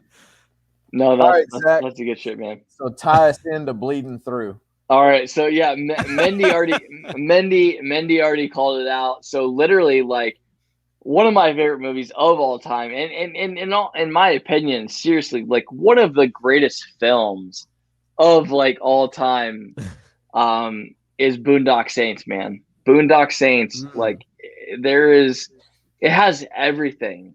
This was one of those funny things. It was legitimately something that just tied into my week. Like, it's not something I just all right, this week I'll talk about this. No, Bleeding Through popped up on like whatever playlist I was listening to, and I was like, fuck, I haven't listened to that in a while. I started listening to that, and that reminded me of Boondock Saints, because they literally have an album where, I'm not kidding, the first track on this particular album has a quote, and this is old school, like new metal or whatever you want to call it. They use a track, a quote from this movie. The opening track uses a quote from that movie, and the ending track on the same album is from that movie. But they meld so well together, and they both kind of like start and end on the same message. And I'm all about, like, you guys know, I love every genre of music, but I'm all about the message. Like, that week, whether it had a good week, a bad week, or whatever, like the music that you guys know I shout out, like, kind of like speaks to me. And that was the music for me for this week. And yeah, so I always have a story for my music, and this week was a lot of fun for me mentally, because I got excited when I was like, oh shit, I gotta talk about Bleeding Through, because they reminded me of this movie, and I just watched it because I literally only watched the movie because I was like, shit, I heard this song and it reminded me of this. So yeah, Bleeding Through, it's man, yeah, their stuff's amazing. It's just old school hardcore stuff, and that's a fucking phenomenal movie. It just is. It has everything, all of the emotions. It's good stuff. So yeah, that's it. Yeah, it's definitely a great movie. I agree with it being one of the best movies of all time. Oh yeah, absolutely. So my TV show this week, it's a TV show. It's not a movie. I just came back to it. I've watched it for fucking 20 years. I've been watching since the first ever season. Law and Order Special Victims Unit. It's so good. No, but fucking April 1st, Stabler's coming back, motherfuckers. That's right. So y'all better watch that shit, because Elliot Stabler's coming back. Yes. God damn it. Oh shit. See, I didn't know about that. Well, it's a crossover episode, so they're making a new series with Stabler in it called Law and Order Organized Crime. In order to launch that, they're bringing Stabler back to SVU and having like a crossover episode. So I did catch wind of that. I like crime shows and like law shows and shit like that. So I love like all the Law and Order, NCIS kind of stuff. Yes. Like, when I would watch TV, that's the shit that I would watch first. Dude, I've been on SVU for fucking since 1999. Forever, dude. Like 99 is when it came out, and I fucking love that shit. And like they have every fucking season on Hulu. So if you go back on, you can watch every episode. And up to date, like up to this week's. This just shows we all have something wrong with us, that we all love all of this. It's not just the animals that we have in common. We're all just like mentally broken as people. So, but no, seriously, like I said, man, I told you early on, Jeremy, and I know that we all are. What the fuck? No. Oh, comment of the day. God damn. That's not even comment of the day. I feel like that should be like comment of the channel. Like, we need to preserve that. Like, is there a way we can screenshot that shit and keep it forever? I can screenshot that to Dick I'm Wolf. just telling you, because I really want to like bring that quote up. Like I'm telling you, on lives, like any live that I do after this that's not even related to this channel, I want to be like, when you hear the dong dong, someone got booty snatched. Like, I want to just mention that. And the goal is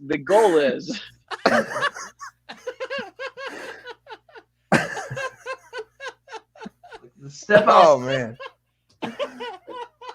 Jesus Christ, Zach, you muted yourself.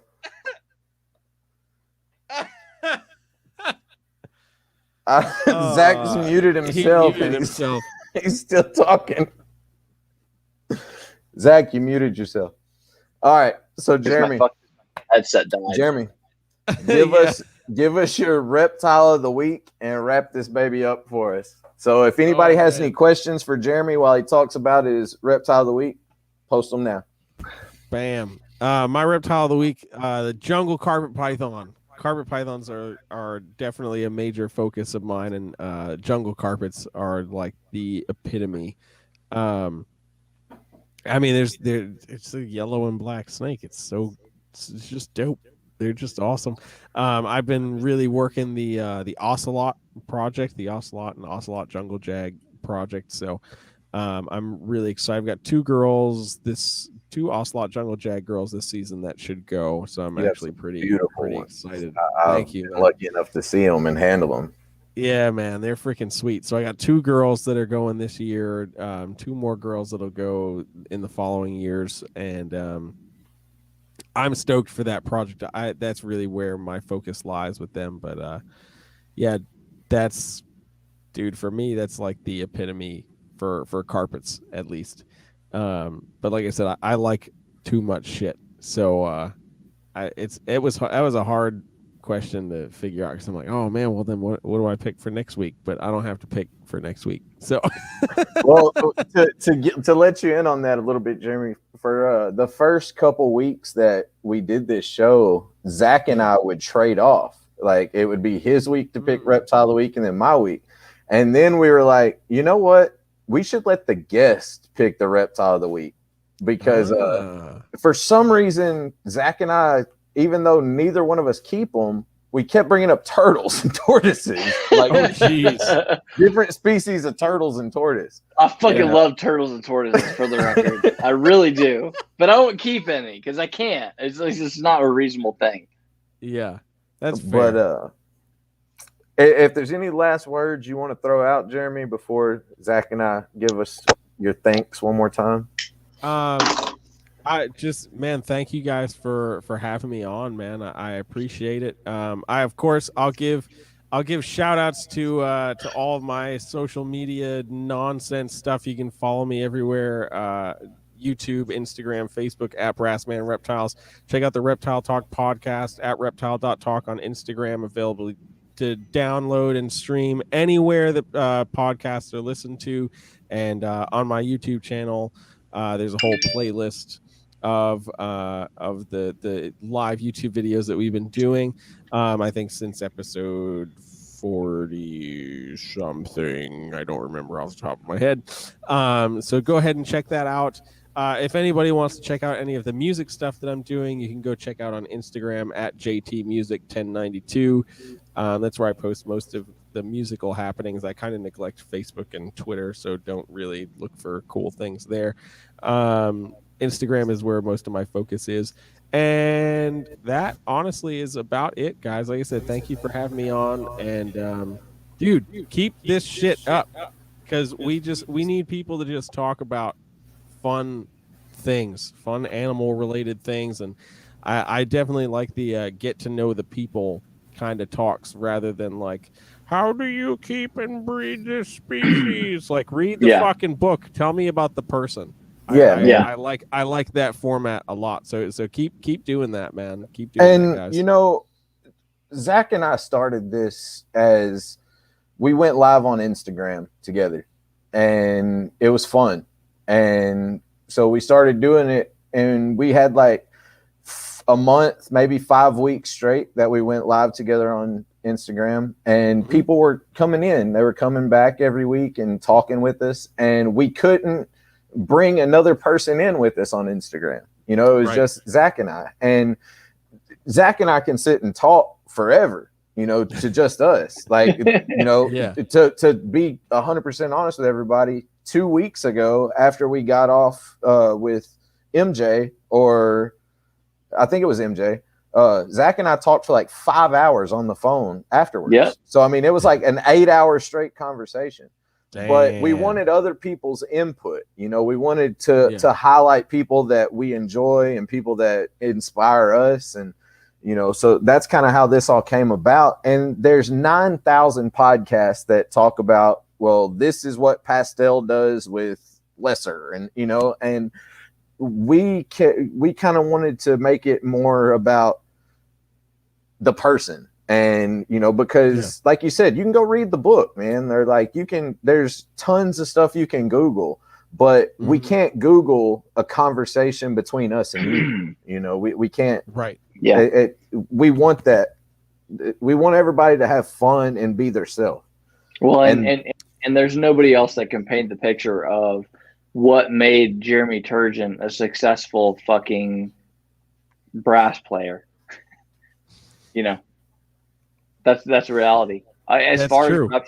as Reptile podcast, I would hope, or I wouldn't even say I hope. I would hope that the last ones that you were on talked to you about your fucking trumpet playing. I think for the most part they all did, except one which I was okay with, because we were really harping on the USARC and FWC thing, which timing wise, way more important. Sure. But yeah, it usually ends up getting brought up, especially when I'm talking with people who haven't heard the story of like what brass band Reptiles even is and how it came to be. They're like, so you do what now? I just like to focus on the fact that there is something else, both physically and mentally, that differentiates people like you who are successful in this reptile hobby from the average person that just thinks they want to be successful in this reptile hobby. You know what I mean? Yeah. Because again, like I said early on, for somebody to be as successful as you are in two aspects, two extremely difficult aspects of life, whether between the music success and the reptile success, you have worked in both at the highest level. Arguably the highest level in both aspects. I just think that's amazing, man, and I respect the fuck out of that. Thank you, man. All right, guys. So again, thank you so much, Jeremy, for coming on. It's been a blast. Yes, sir. I 100% hope that you'll come back and do it again sometime. Most definitely. Because there's still so much more we can get into. Tune in next week, guys. We have Tom and Casey from Atypical Origins. And thank you all so much, and much love to everyone that feels like they are connected by creatures. Good night, guys. Good night, y'all.